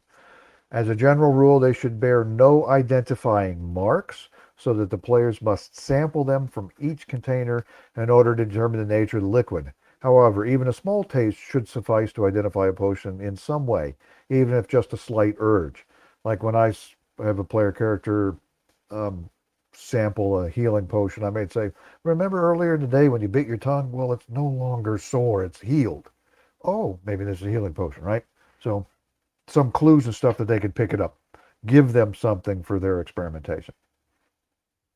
Right, as a dungeon master, you should add a few different sorts of potions, both helpful and harmful, of such nature as to cause difficulties in identification. Right? And in addition, the same type of potion, when derived from different sources, might smell, taste, and look differently. Yeah, not all red berries are poisonous, right? So same thing. Not all red potions are going to be good potions. Unless otherwise stated, the effects of a potion will last 4 complete turns plus 1 to 4 additional turns. So you have no idea how long it's going to last. Now, here's your turn. Your turn is 10 minutes. So it lasts from anywhere from 40 to 80 minutes, right? If half a potion is quaffed, the effects of it will last one half as long as some cases, right? I would argue some of these things, doesn't matter what it is, you have to drink the whole thing, like a healing potion. You can't drink just part of it, right? Because the whole thing is what needed to take effect. Potions take effect 2 to 5 segments after they are imbibed. We covered that a little bit earlier. Let's see. While potions can be compounded by magic user alchemist teams at a relatively low cost, they must have an actual potion to obtain the formula for each type. So basically, they're reverse engineering potions. Furthermore, the ingredients are always rare and or hard to come by. This makes it a little tougher. This aspect of potions, as well as the formulation of new ones by players, is detailed in the appropriate subsection of magical research rules. Right? And here's the description of the different types of potions and what they kind of do. Right? Delusion, you just whatever it is you want to make up for the curse potion of delusion, diminution, all the different types. Let's see, heroism. I like heroism because it actually gives a temporary boost to your energy levels, right? So it's your potential of that fighter going from, say, he's 3rd level, he could go to possibly 6th, or that kind of stuff, or cumulative damage bestowed, so he could gain that many um, extra hit dice and stuff like that that goes with it. Kind of a fun potion to have around. Invisibility, invulnerability, right? Strength gives you an equivalent of strength. Now, this was your first look at what the giants do as far as strength and stuff goes. For more detailed information, refer to the Deities and Demigods or Legends and Lore book after Deities and Demigods got nixed and recalled because of stuff that was in it. Right. So your abilities higher than 18. This was your first real good look at it. Yeah. Oh, let's see. Undead Control covers all those. They're just talking about poison. Right, the poison here is just simply a highly toxic liquid in a potion flask. Potions are odorless and of any color, right? So you can't tell what it is by looking at it. Ingestion, introduction of the poison through a break in the skin, or possibly just skin contact will cause death. Potion can be weak, +4 to +1 on saving throw, average or deadly, right? Some poison can be such that a neutralized poison spell will simply lower the toxicity level. You can be really mean. If your players are really ticking you off, change your potency of your poisons. Um, speed. Speed describes. Speed increases movement and combat capabilities in Viber by 100%. Like, so it gives a description of what these sorts of things do. Let's see. Sweetwater actually gets rid of poisons, right? It's not actually part of the poisons list. Treasure fighting. That would be an awesome run, right? But like something like Kid Tom's ointment, that's got doses for it. Your potion of extra healing can either be 3 healing potions or 1 3 times as powerful extra healing potion. So they list those sorts of things in your potions. A good description of how cylinders are found, or scrolls. Scrolls will be found in cylinders, tubes, ivory, jade, leather, metal, or wood. I've seen some descriptions of some nice, handily hidden scrolls in some dungeons where they're made out of bone tubes found on a skeleton, so it's easily overlooked, right? So you really want to go digging through all of this stuff and then disturb whatever ghost it was that was protecting that skeleton, right? To go find these scrolls. It's a nice little description here to how to find, and they give you a nice little table here to go with to determine what type of scroll it is that you picked it up. Yeah, and I think Well, even 2E introduced in their much bigger equipment list, they introduced bone tubes and leather tubes and things like that you could buy. Sure. And there's a description of what the protection scrolls and stuff like that do. 2E expanded on the protection scrolls. True. And here, buried into the scrolls list, is the rule that should have been somewhere included with the magic users' spell descriptions or something. With this is one of these things. This is a collection of notes, not necessarily well organized. Magic spell failure. If a spell user acquires a scroll with a spell of a levels not yet usable by the character, the spell user may simply attempt to use the spell. Chance of failure or other bad effect is 5% per level difference between the character's present level and the level of magic use at which the spell could be used. For example, first level magic user finds a scroll with a wish spell inscribed on it. No, don't. The chance of failure is 85%, as which is a spell of 9th level magic contained in 18th level magic use. You know, for example, 18 minus 1 equals 17 times 5% is 85%. Ooh, it's going to go So badly. you're saying there's a chance? There's a chance, yeah. Somebody is going to take it, right? And there's total failure or reverse or harmful effect, right? So scrolls that don't normally would have a reverse effect or something on them, you may want to make something up for a harmful effect or something that happens to you, right? You try to read that cure critical wounds spell and you fail it, well, it caused critical wounds on your character, kind of thing. So, use of spell scrolls. When any scroll is read for purposes of copying the spell's formula so as to be able to know it or to release its magic, the writing completely and permanently disappears from the scroll. The magic content of the spell is bound up in the writing, and use releases and erases it. Thus, reading the spell from a scroll of 7 spells makes the thing a scroll of 6 spells. No matter what a player may attempt, the scroll spell is usable but once and once only. No exception should be made, save in the case where you have a special magic item in mind, perhaps a scroll which can be read from once per week or whatever, and always only in rare finds. I like that kind of idea. When I first started playing this game, a friend of mine was running a different game called High Fantasy, and we created scrolls and stuff that I was finding. And the way he explained it was, is if you want to put that spell in your book, you just put that scroll laid out in your spell book, and it magically attached itself to your spell Oh, book. that's cool. I kind of like that. Was a nice Yeah, description way different. of kind of doing it to it. So that was kind of cool. So now it was in your book, right? But you couldn't use it as a scroll any longer. I thought that was kind of clever. Right? Yeah, yeah, I like that. Yeah. Let's see. Spell level ranges gives the parameters for random determination of spell level for those scrolls you do not set beforehand. When a spell level is determined, it is a simple matter to randomly find which particular spell book it is, consulting the appropriate spell table. Right. So some of your scrolls are written at a certain level of power. Yeah. And there's some nice description of our scrolls. Rings. Here's something. Have you got anything else you want to say about scrolls? No, I don't think so. Thank you.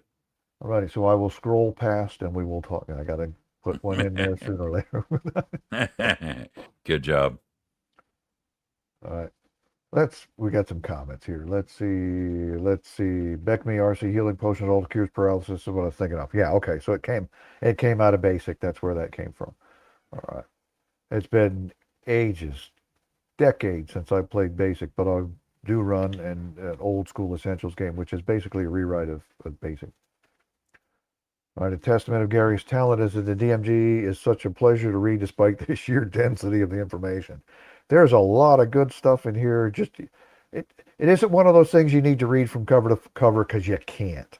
You just go in there and find a Right. section you want to read and read on that section, right? It's not that type of book, but there's so much information. That's why it reads to me like a collection of his notes, right? Yeah. And he just threw them all together. Here's my book and tossed it out there. It could have been much better organized, but I don't think that was really the intention of it. The Dungeon Master's Guide is kind of a misnomer. Right. Agreed. How could any GM ever be ticked? Oh, I think I'll let that one go, Gonzalo. No, I've never been ticked. It just for my money, he is probably one of the most clever players I've ever had the misfortune of trying to dungeon master. That's reason enough to be pissed off at him. He is a really good player. He really is. So Don't be clever. I What are you would very much thinking? like to play in one of his games just to see how he does. Yeah. I watched one of his games one time. Oh, I was impressed. at the Guac. Yeah. Yeah. Oh, cool. Yeah. He is another one of those. It's a lot of story out there, and he describes a lot of stuff, right? Ad nauseum sometimes, but he's good at it.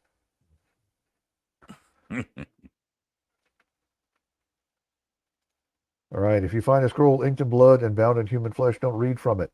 But consider that a lot of scrolls are written on vellum, and vellum was animal skin. We don't really know what animal skin. Human skin can be animal skin, right? Ah,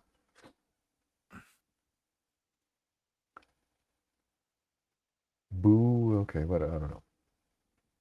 I think he wants to go back to talking about ghosts and undead or something, possibly. Perhaps. Yeah. Right. All magic rings will normally radiate magic, but most are impossible to detect as magic rings without some sort of mystic means. Right? Every last one of them is a simple gold band kind of thing. That's all you know. You have to throw it in the fire to see the writing on it, kind of stuff, right? Yeah. And that ring you leave there. Move to another country. Yes. Furthermore, all magic rings look alike, so the determination of a given ring's magical powers. And this is something with fifth edition, that's one of the things man, I hated it. Every last magic ring has got something about it that tells you exactly what it is. So what's the point? Where's the discovery part of it, right? The ring must be put on and various things tried in order to find what it does. Is this a ring of flying? Let me walk over that cliff over there. No, it wasn't. Sorry. This requires patience on your part, but the game demands it. No ring radiates good or evil. They are just what they are. Yeah. No more than 2 magic rings here, but they did away with that in this latest edition and went with attunement and stuff like this. No more than 2 magic rings can be worn by a character at the same time. If more are worn, then none will function. No more than 1 magic ring can be worn on the same hand, and a second will cause both to be useless. Rings must be worn on the fingers. Rings on toes, earlobes, etc. do not function as magic rings. That is with humanoids, right? Could a dragon wear a magic ring? Well, yes, he could. Well, he doesn't have fingers. Well, kind of, right? But, so you would have to do some GM fiat with that to get monsters to be able to wear rings and stuff. Because if they're an intelligent monster, they would want to use those things as well. Ring spell-like Right. abilities function as a 12th level magic use unless the power requires a higher level of magic use. So they're potent items, right? Go back to the magic resistance table. That's what you need to be, is 12th level, right? The power requires a higher level magic use. The latter function at the minimum level of magic use necessary to cast their equivalent spell. All right, magic rings can be worn and used by all character classes and human/humanoids not specifically prohibited elsewhere. You might allow monsters, quote unquote, here with digits to wear rings, and some can actually benefit from them. For example, a troll, I'm going to try this one day, thin and rubbery, could wear a ring of regeneration to gain its benefits and issue its normal regenerative abilities. I am also giving my trolls rings of fire resistance, right? So just because my players tick me off, Yeah. right. Rings can be used by any race of character, but those worn by gnomes, dwarves, and halflings have a 20% chance per use of malfunctioning. That is because by the game lore, these are magic resistant humanoids. If a Uh, malfunction occurs, you got something on that one? yeah, I got something on that one. That's something that even prophets of the game don't recognize, because I've asked about that before in 1E games. I'm like, isn't there something about dwarves with magical rings or whatever? And it's like, no, but there is. And that's not, not necessarily anybody's fault. It's just a matter of this stuff being buried, as Great Old Ones had previously mentioned. It should be front and center, but it's not. So these demi-humans, um, there's a chance to malfunction per use. All right. Stephen Kennedy. Maybe he's referring to me. I don't know. It could be referring to somebody else in the comments there. It's You're a probably you. cruel referee. I like your style. No, I think you might find that players in my game, I'm fair, right? If they're doing goofy stuff, I'll do goofy stuff too. But if they're pretty straightforward, I'm pretty straightforward with them too. I'm not gonna, if it appears in the horde, my creatures are going to use them, right? But I'm not going to automatically put it in the trolls horde only because I want my trolls to have them. That's but yeah.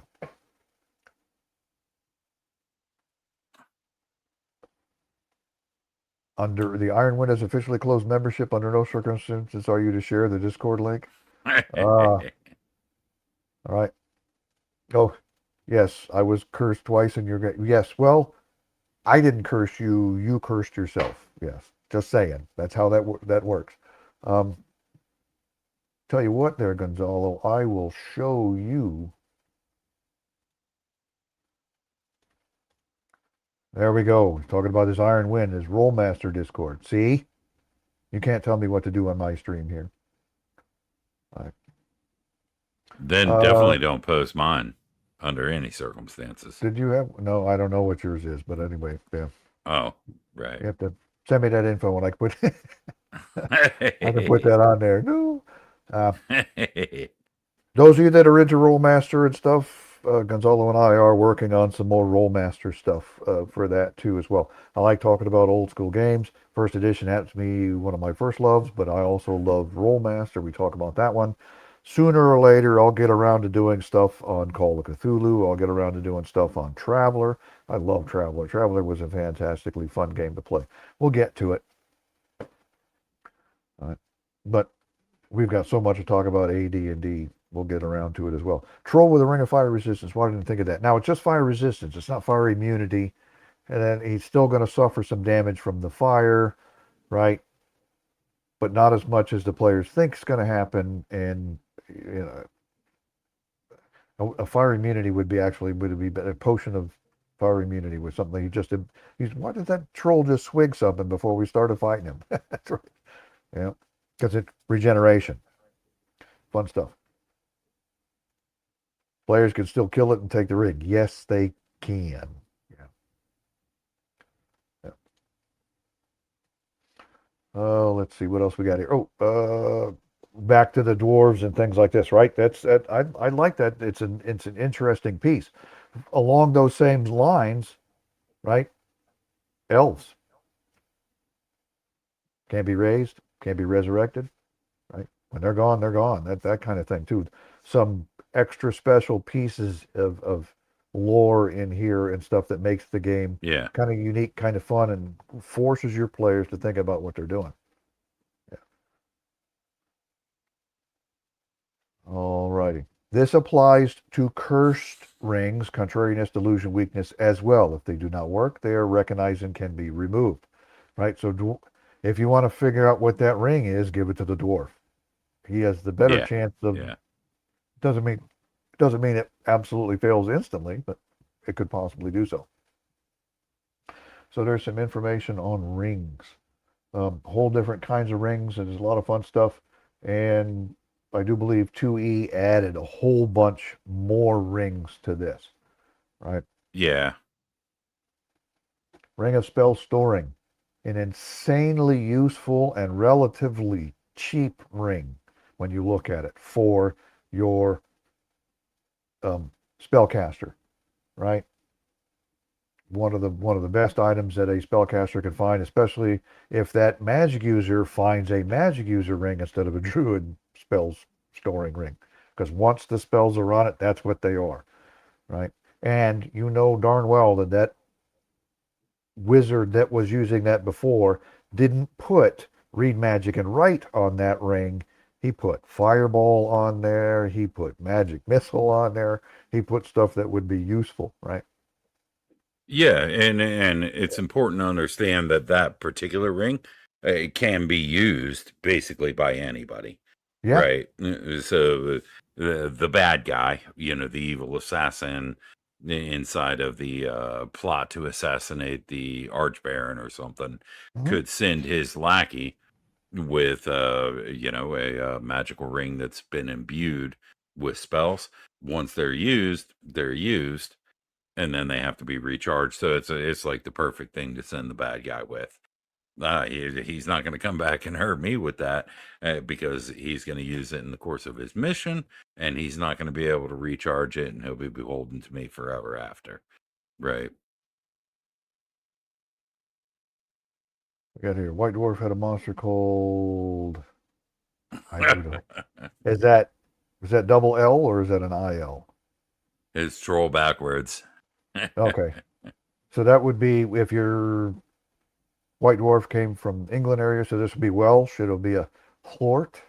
But anyway, we'll let it go. Very little reason not to be human, in my opinion, in 1E. Yes, with level caps, with some of that's the whole point where they were trying to encourage you to, it's a human-centric world. They were encouraging you to play a human character, right? But you had multi-classing and things like this where you could, they do very well. It takes them longer to level, but your Elven Fighter Magic User Thief is fairly powerful even when he reaches his max. Alrighty, Joe Kaufman stopping to say hello with Mum. What's tonight's topic? Tonight's topic was why wasn't Joe Kaufman here? And I told him, I responded, okay, you're the topic, Joe. Too bad you yep, missed it, and this recording will be deleted. yes, and we were spreading this all over and we even sending it to your mom, just so that you know that you caused us great consternation this evening. Thanks again, Joe, for being a supporter. I appreciate it very much. All right. Oh, here we go. Stephen Kennedy's coming up with his own. Drork, orcs that eat troll flesh and gain a type of regenerative ability. That's a critter I've used before. Ooh. Ah. Anybody familiar with the Kazin? Was it Larry Niven that created those, if I remember right? Oh, yeah, There yeah. was a story that came out of Dragon magazine about them, right? And how you could use the Kazin warriors and the culture, right? They were the basically bipedal tigers is kind of what they look to in one of his sci-fi stuff. How you could use Right. those in a Dungeons and Dragons environment, right? And he speculated, well, I mean, they constantly got to eat meat, How could you keep these guys alive with the sheer volume of meat to eat? Well, you have some captive trolls. They probably don't Right. taste good, but they regenerate, and you could constantly be feeding. And they don't care. The race is extremely warlike and relatively evil as far as that kind of stuff goes. So, there you go. Yeah, well, even something AD&D related in Temple of Elemental Evil, you have that torture or whatever. He tortures the guy basically to within death's door, and then feeds him a potion of extra healing and tortures him again. you Oh, know, that is highly evil and highly cruel. Yes. yeah. All Hey, how righty. you feeling? Yeah, much better now. Okay, good. yeah.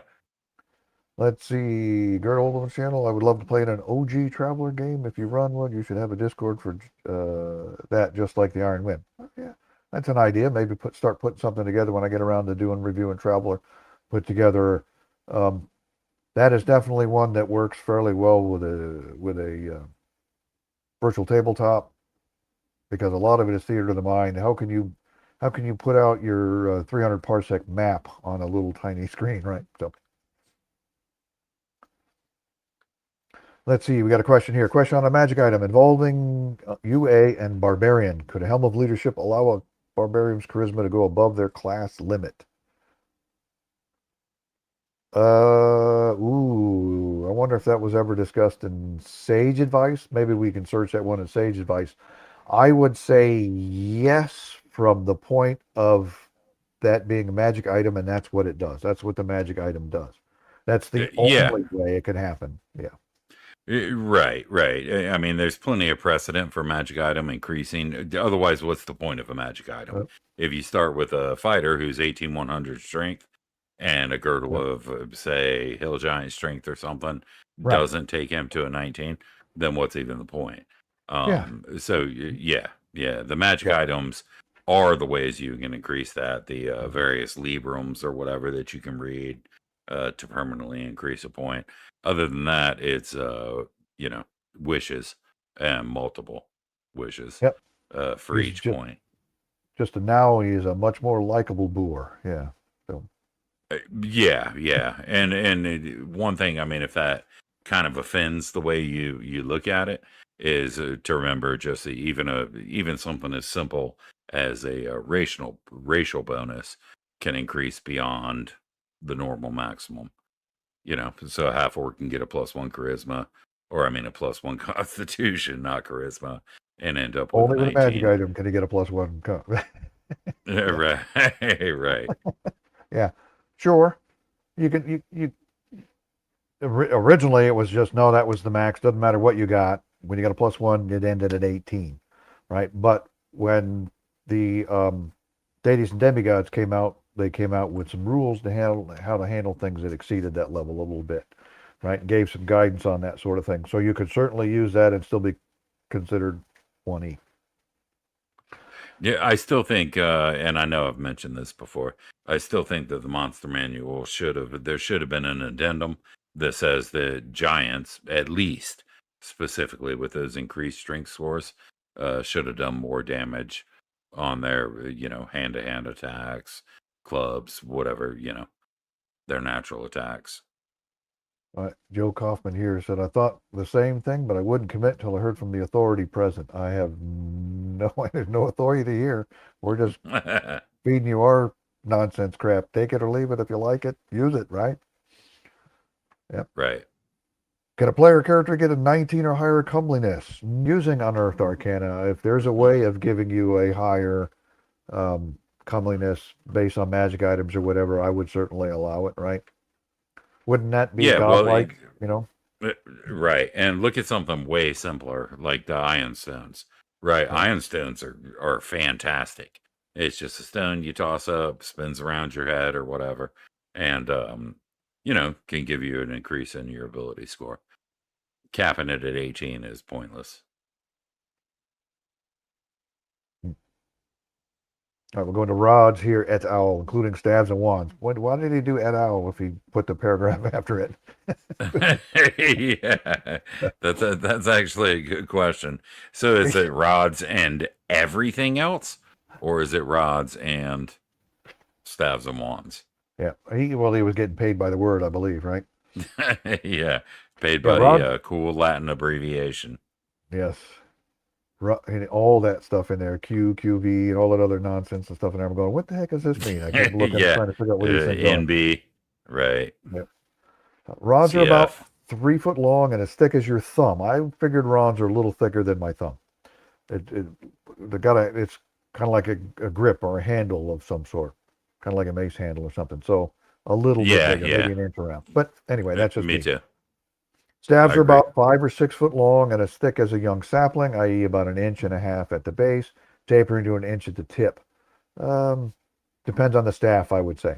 Although they can be nearly equal diameter throughout knurled, etc. Wands like, Gandalf's staff, right?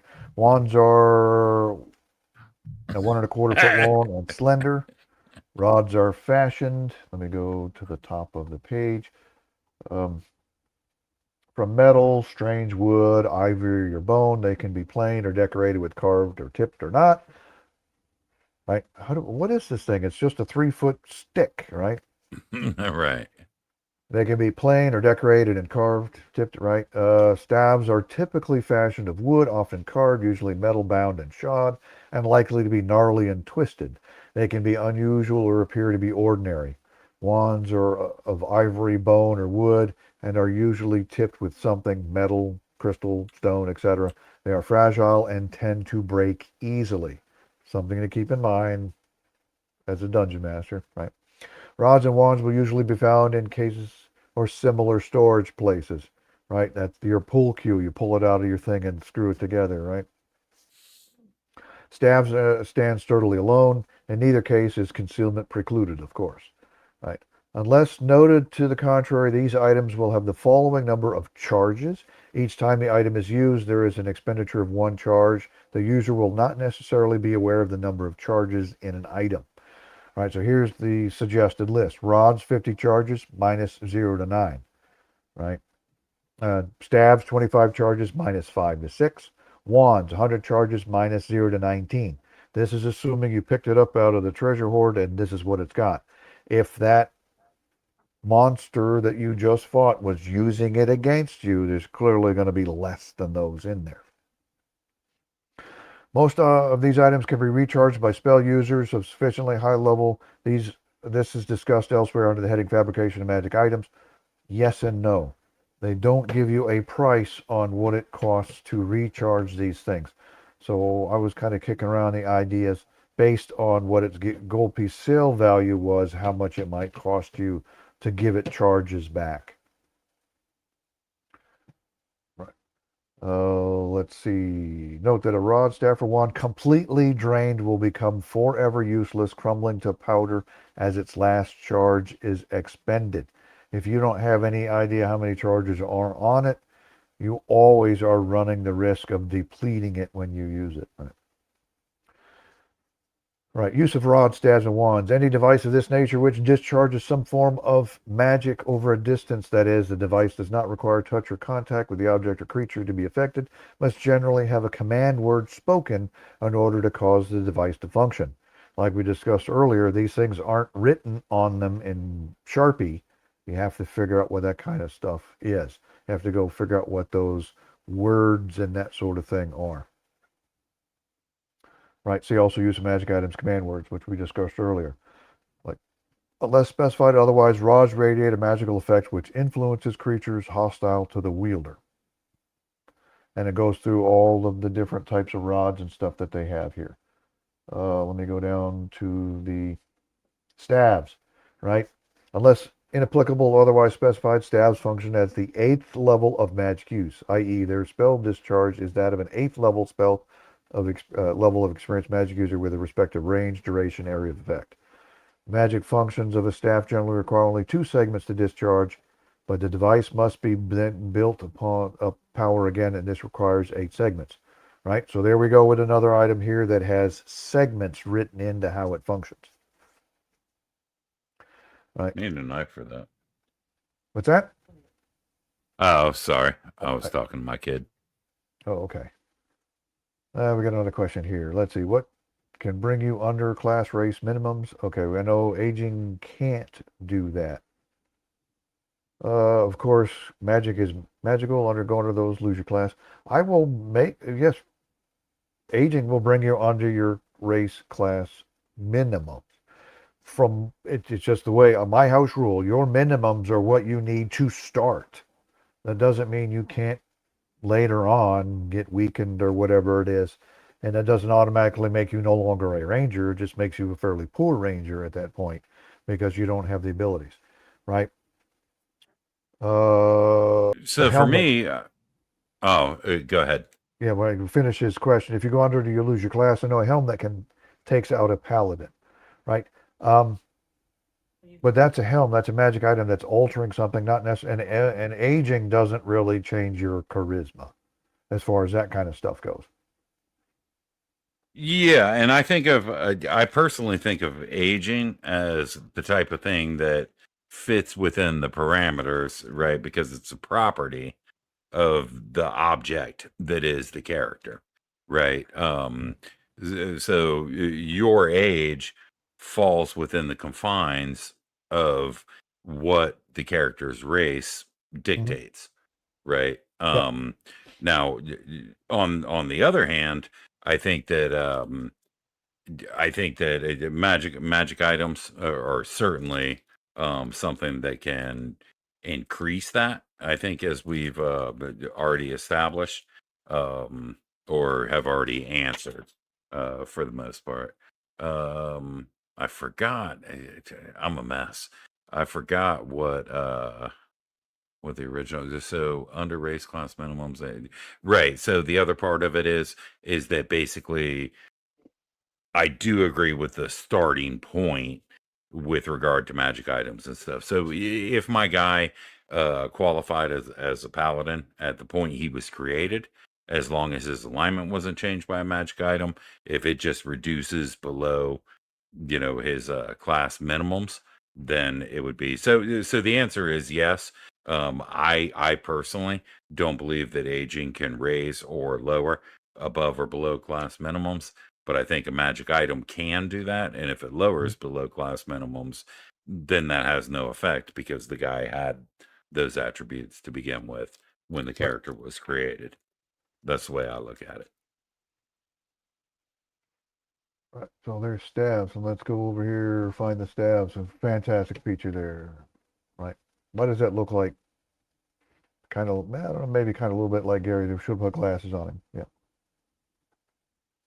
Oh, wands. Where are wands? Where did they come into play here? Somewhere over here. Wands. Right? Wands perform at the 6th level of experience with respect to the damage they cause, range, duration, area of effect, etc., unless otherwise stated. At your option, 1% of all wands are trapped to backfire.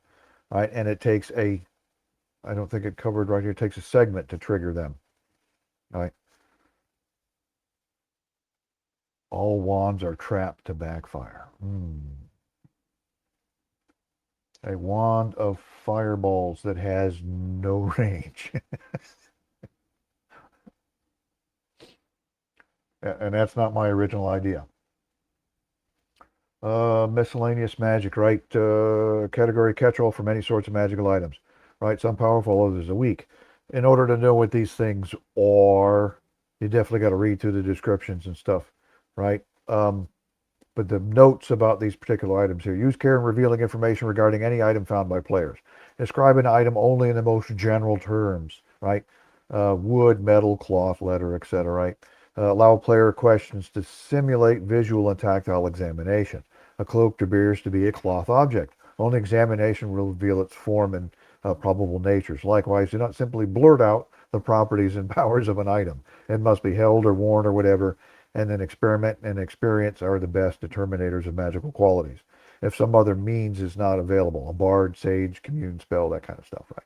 So he wants you to be generic about it and have your player characters explore, experiment, play the game, have some fun with it. Artifacts and relics are listed on a table, right? These are some exceedingly rare items that are as hazardous sometimes to the players as they are to the enemies and stuff to use them, right? Uh, but here it says, these items are detailed after other miscellaneous magic. If you do not desire such an item to occur, substitute a bag of beans or the next item on the table. If you don't like artifacts, don't use them just because they're on the table. Find something else. Um, there's only a few of them that I really like that I really use. So, and those are not going to ever appear randomly in any horde anywhere. I have them placed on my game world in certain dungeons, and you can try to research and figure out what some of these items are. If you are a member of the Mages Guild, you're good standing, you got access to their library, all that kind of fun stuff. So if you wanted to go on a quest to find the Crown of Might, you would, part of it is figuring out where it's at. And it's not going to be sitting on top of a pedestal waiting for you to walk up and grab it either. Let's see. Special note here as far as books and stuff go, right? All magical books, librams, manuals, tomes, etc. appear to be normal works of arcane lore, right? So it's just another book on magic on the shelf. Each is completely indistinguishable from the other by visual examination of the outer parts or by detection for magic aura, right? Bard characters will have normal chances of finding out the nature of such writings, as will an identify spell from a magic user. Otherwise, only a wish will be useful in trying and typing a magical writing, i.e., alter reality, commune, contact with higher planes, limited wish, true seeing, true sight, and other spells or powers are useless. A wish will reveal the general content of a book, telling what characteristics or class most affected, not necessarily benefited by the work.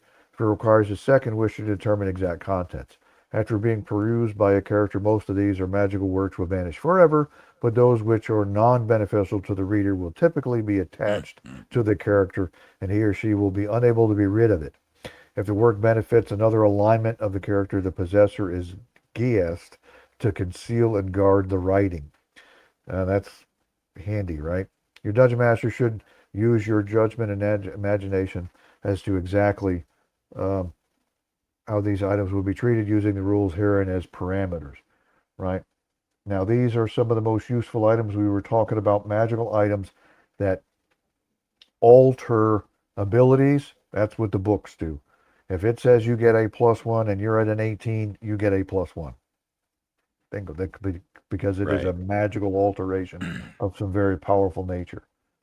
Oh, let's see. Let me see if I can dig through here. There's some really, really useful stuff in here for miscellaneous items. A lot of it magic users wants. Cloak of protection, bracers of defense, that kind of stuff. Um, Yeah. Here's your miscellaneous magic. Dust of, I've used dust of sneezing and choking once that appeared to be dust of disappearance, and a character used it, and it was, he waited, he had carried that item around for 3 years in game before he used it. 3 years. Nice. Yeah, and it was absolutely hilarious. But by that time, they were level enough that it really didn't affect them as much as it could have. But here's the only treatment here with your Girdle of the Giant Strength, where Giant Strength is actually done in here. You needed the um, deities and demigods or legends and lore to figure out what here. But it told you if you wanted to hurl a big rock, how much damage it could do if you were doing that. Right. Oh, right. Oh, let's see. I wanted to get down to bard instruments, right? It describes your different bard instruments. If you got anybody who wants to go be bard, they're always going to be trying to track down one of these items, and they're going to be fairly high level by the time they get to be a bard to go track these things down, right? So you can have some nice hefty quests to go find them. There's your different librams and stuff. Where I should have just went straight to that piece instead of going to the entire section. Phylacteries, feather tokens. There's some really fun stuff in here that you can gain some good use out of with a clever player character. Oh, let's see. Artifacts and relics. We don't necessarily need to go into those. One of the things is here, some artifacts and relics early on were just totally defined, and then there was a table for added additional effects for some of the other ones. Here, these are customizable, so your artifact in your game may be totally different than mine in my game. because Right. we configured it based on tables of properties and stuff like this of what they should have. These are just suggestions. You don't have to go with all of this stuff. You could make it whatever you want it to be, right? Major malevolent effects. Some really fun stuff that can happen to you. Possible destruction, get rid of artifacts and stuff like this. Like covet. Like here, armor and shield. We were talking about them a little bit earlier. As a dungeon master, you must be fully conversant with the armor gradation system because prior game forms work from a high base number 9 upwards. I have opted to follow the same progression herein for the sake of continuity and familiarity. As a shield is a single common factor, it must be given a +1 factor, i.e., be one class 5% better than no armor, but listed before the diverse armor types in order to allow its inclusion as a constant without overvaluing it. For each +1 of armor, regardless of the type of armor, the wearer moves upwards, total beyond AC 2 to 1, 0, -1, -2, etc. Thus, chainmail +1 is chainmail AC 5, one category better, AC 4, while a shield +1 is equal to armor class 8, or 2 places better than the armor worn by its inclusion, rather than but 1, +1 for bearing a shield, +1 for the magical bonus of the shield. All right, for the purposes, all magical armor should be considered as being virtually weightless, which I don't really like this, equal to being normal clothing, let us assume. Right, there's your contradiction where it was described elsewhere as something different, right? Equal. This gives characters so clad a base movement speed equal to an unarmed man. Right, magic shields, however, weigh the same as normal shield the same size. That right there, though, gives away what the item is. First off, he tells you don't describe an item to give away what it is. And in that paragraph, he says, well, tell them what it is. Right? It's magic armor. I like armor from the standpoint where it weighs the same, but it is encumbering only as an armor class 1 level. Right. Yeah. Yeah, I like that too. I mean, the first thing I would want to say under this is that, Gary gives us a particularly unique insight into the way that he values things in terms of the game system, right? Because he's actually talking about why he's done these things and the percentages, with relation to descending armor class being better. And then and then he just flows right into all in italics magic armor should be considered as being virtually Oh, weightless. However, it's contradicted elsewhere. right. um so yeah, typically I like the idea of right, because when is it weightless, right? So I think it's the mixed metaphor of the idea of encumbrance and weight, or encumbrance bulk and weight, or encumbrance plus weight equaling relative bulk, or something like that. So when I pick it up out of the treasure pile, it's like, hey, you found a suit of plate mail armor. Okay, I'll grab it and see what's up with it. It weighs nothing. Or does it only weigh nothing when I put it on? So I think the most reasonable interpretation of this Mhm. is as you've said, which is once you wear it, okay, maybe it weighs less, but it reduces the bulk sufficiently, maybe not to an unarmored man because there's contradictions to that too, but it meaningfully and significantly reduces bulk. And as far as lore goes, armor of a +3 bonus of a special meteorite iron steel. +4 is mithril alloyed steel. +5 is adamantite alloyed steel. Right. That's just their lore for describing how those things are created. I just I like just regular old steel, and I don't want to give it away with anything else. Right? Mithril is a thing that I like to use in the game, but so you can find mithril armor, but for the most part, it's not necessarily give it any extra bonuses. Like Elfin Chainmail is made out of mithril, right? But that's all it is. It's just lighter and easier. The enchantment in it gives it what it is, not necessarily what it's made of. All right. So that was armor, swords, right? Nice little description on what to do with swords. Hey, well, wow, over 2 hours long for us here talking about nothing. Right? All Oh magic yeah. swords receive their stated bonus for both purposes of hitting as a bonus to the 2 hit die, and for damage as a +1, +2, +3, etc., in addition to hit points of damage scored. Special features of listed swords are described below. Thereafter, considerations of unusual aspects of swords are listed, i.e. intelligence, abilities, powers, purpose, alignment, language, and ego. Finally, the effects of unusual swords are dealt with.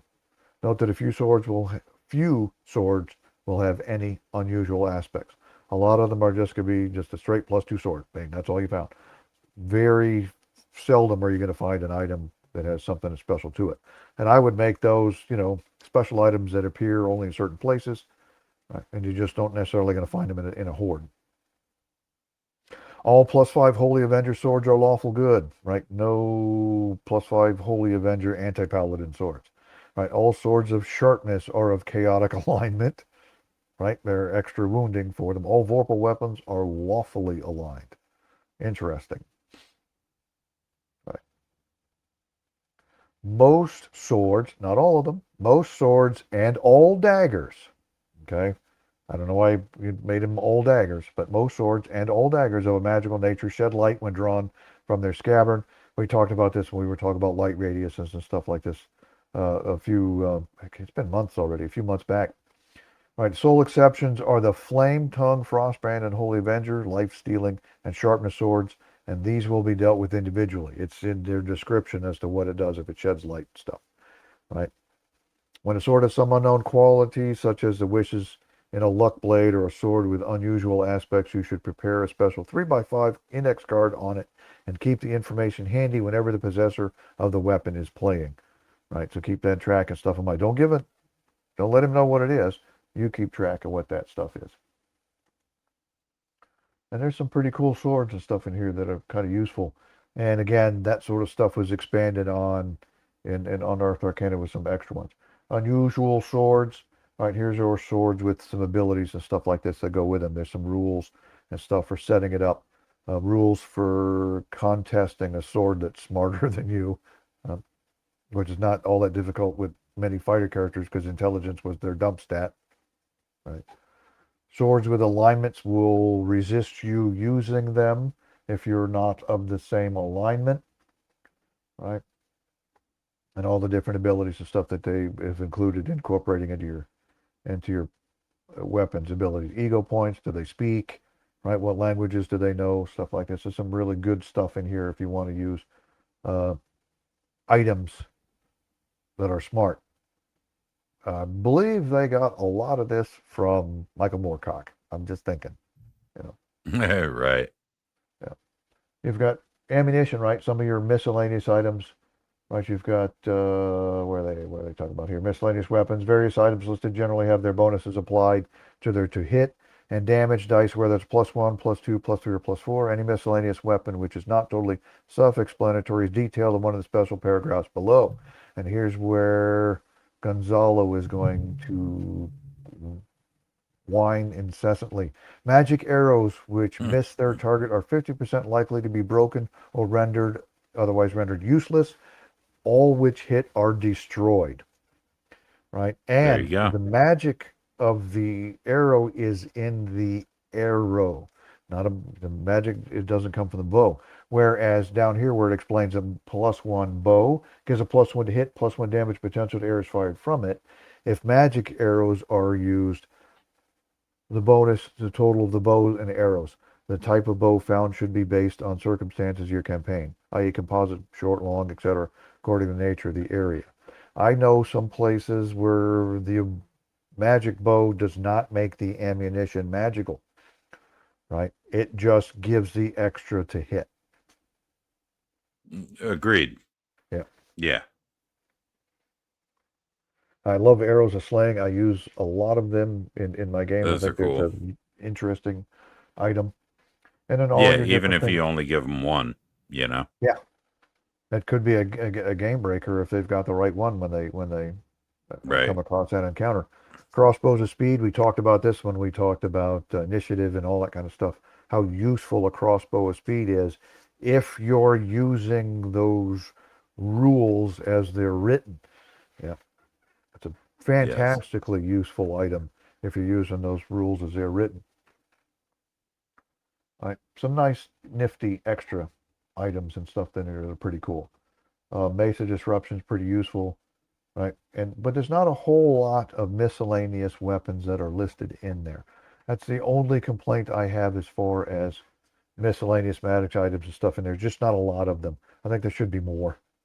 Um, Yeah, and the way I look at it is kind of, the way it was looked at later on, right? Which I kind of mentioned early on in the stream, is that it doesn't have to be listed in the Dungeon Master's Guide in order for it to be available as a sure. weapon, particularly if it's a weapon that's has a minor plus. So I could easily see just take any item in the list, Lucerne Hammer. You want a Yeah. Lucerne Hammer +1, in your game. Fine, there's a Lucerne Mhm. Hammer +1, or any Roll of the back up. pole arms or any of that stuff. They just happen to focus on the +1 items, particularly as they related to swords, scimitars, and a couple of other things. A lot more though. Let me find the table here real quick and take a quick look at it. Right, there's your pretty much your whole list. Where's pole arm? Right. Particularly the varieties of polearm, if you Right. want to, dig down that deep. There's just not a whole lot of stuff in there for extra stuff. So if you're relying strictly on this table to populate your hordes, some of your players' favorite weapons are never going to appear. Yeah, Right. and as a player, I'm going to look at this and I'm going to say, okay, so I need to either use an axe or a bow or a crossbow or a dagger or a flail or a hammer, Yep. and I'm not using any of that other stuff because I'll never find a magical version of it, right? Right. Well, here's a good point. I would rule it affects the encumbrance because how many other magic items are completely weightless? Yeah. Right. It gives it away as far as I'm concerned, as far as armor Yeah, is concerned. Right. And as much pages and pages, especially in Unearthed Arcana and Dragon magazine articles and stuff on pole arms. yeah, This is his game, and where are they in that list? Like, really? It's yeah. amazing. Yeah. Yeah, So, there's none. I mean, so it looks throw like some this in was there. pulled from OD&D and just slapped in, you Hmm. know. Throw some in there. Use them. I think pole arms are fantastically useful in a lot of circumstances. Yeah. Right. I mean, you should be able, in my opinion, you should be able to get a +1, +2, +3, whatever weapon of any weapon type. Sure. Absolutely.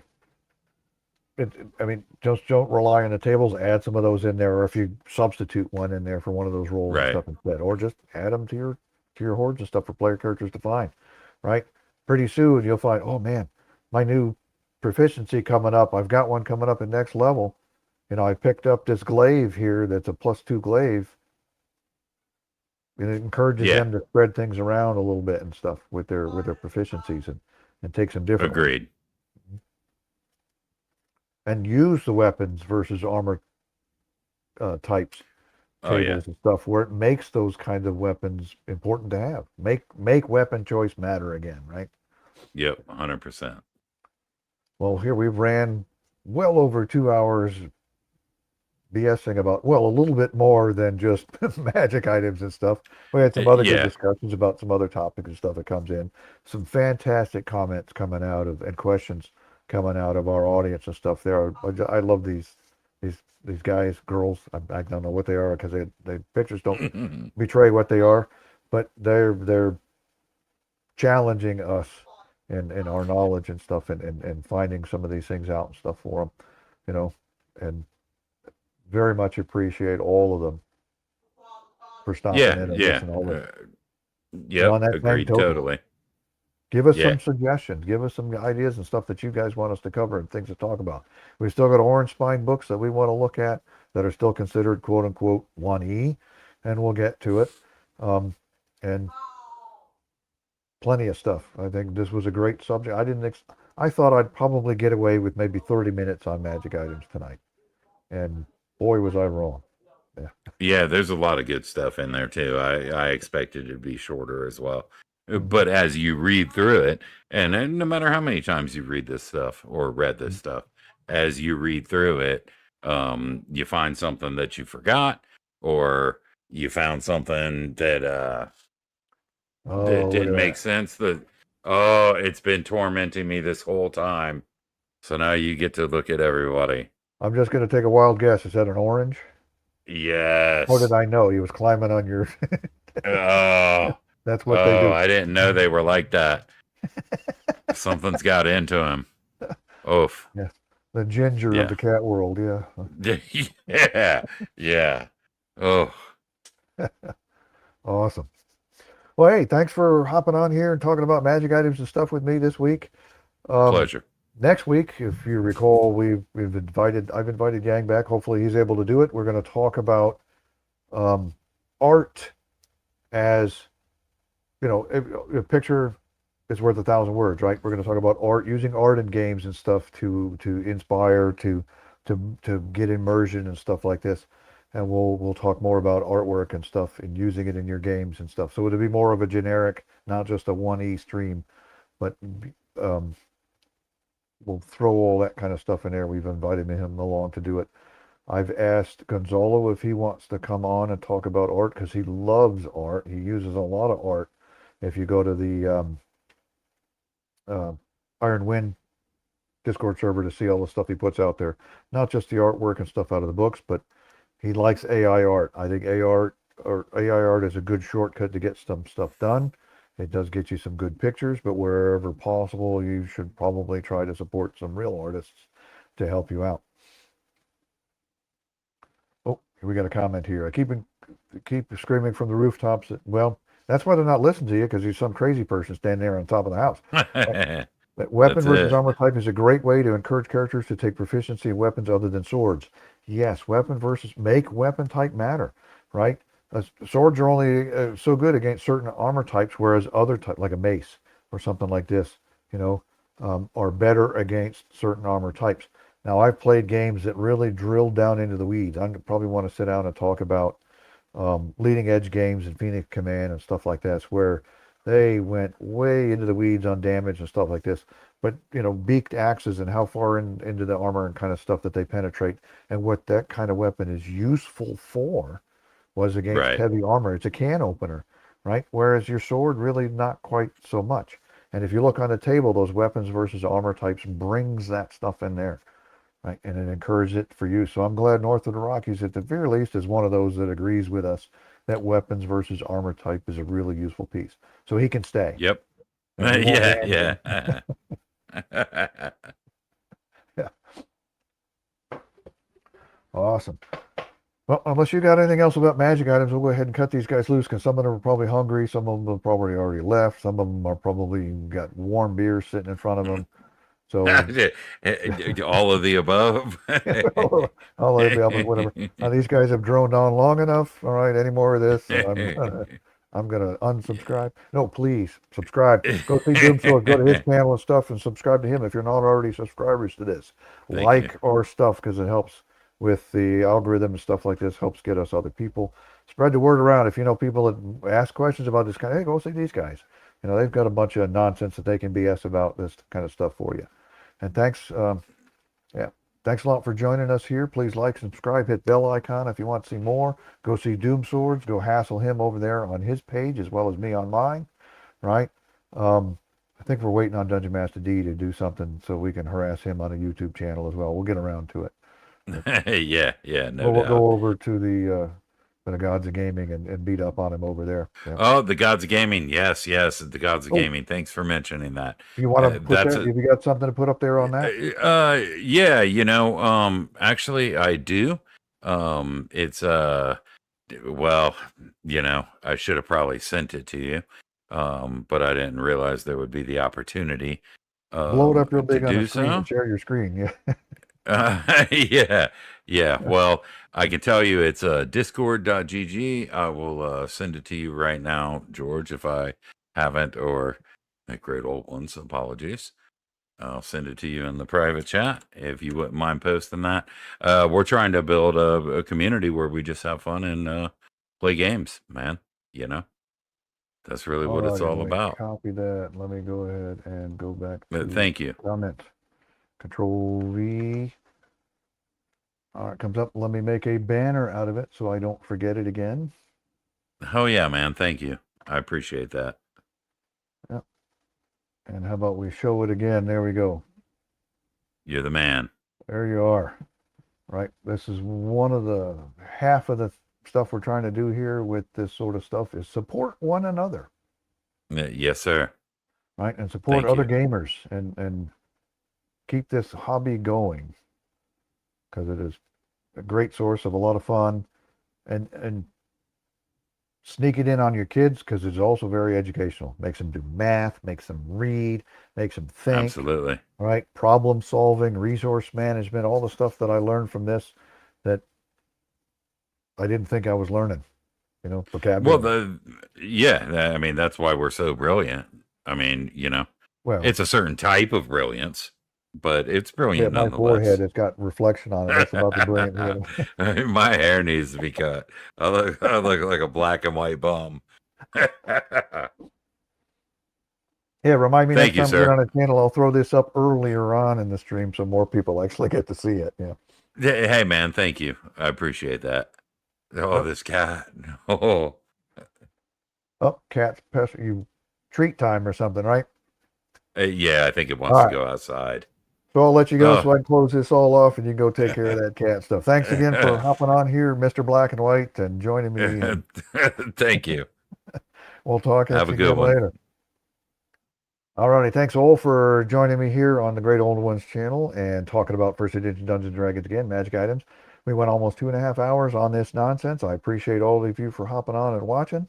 Please like and subscribe. Leave us comments. Give us some things to talk about, questions that you have, things that you want our opinion on, which are probably worth the paper it's printed on since we're talking about it. And then we'll try to do what we can to accommodate you guys on all of this stuff that's here. I'm using guys in the generic sense. All you fans, I don't even know if you're fans, you just stopping by to visit. We'll do what we can to entertain you as best as we possibly can. So thanks again for joining me here on the Great Old Ones channel, and we'll see you all next time on the next stream.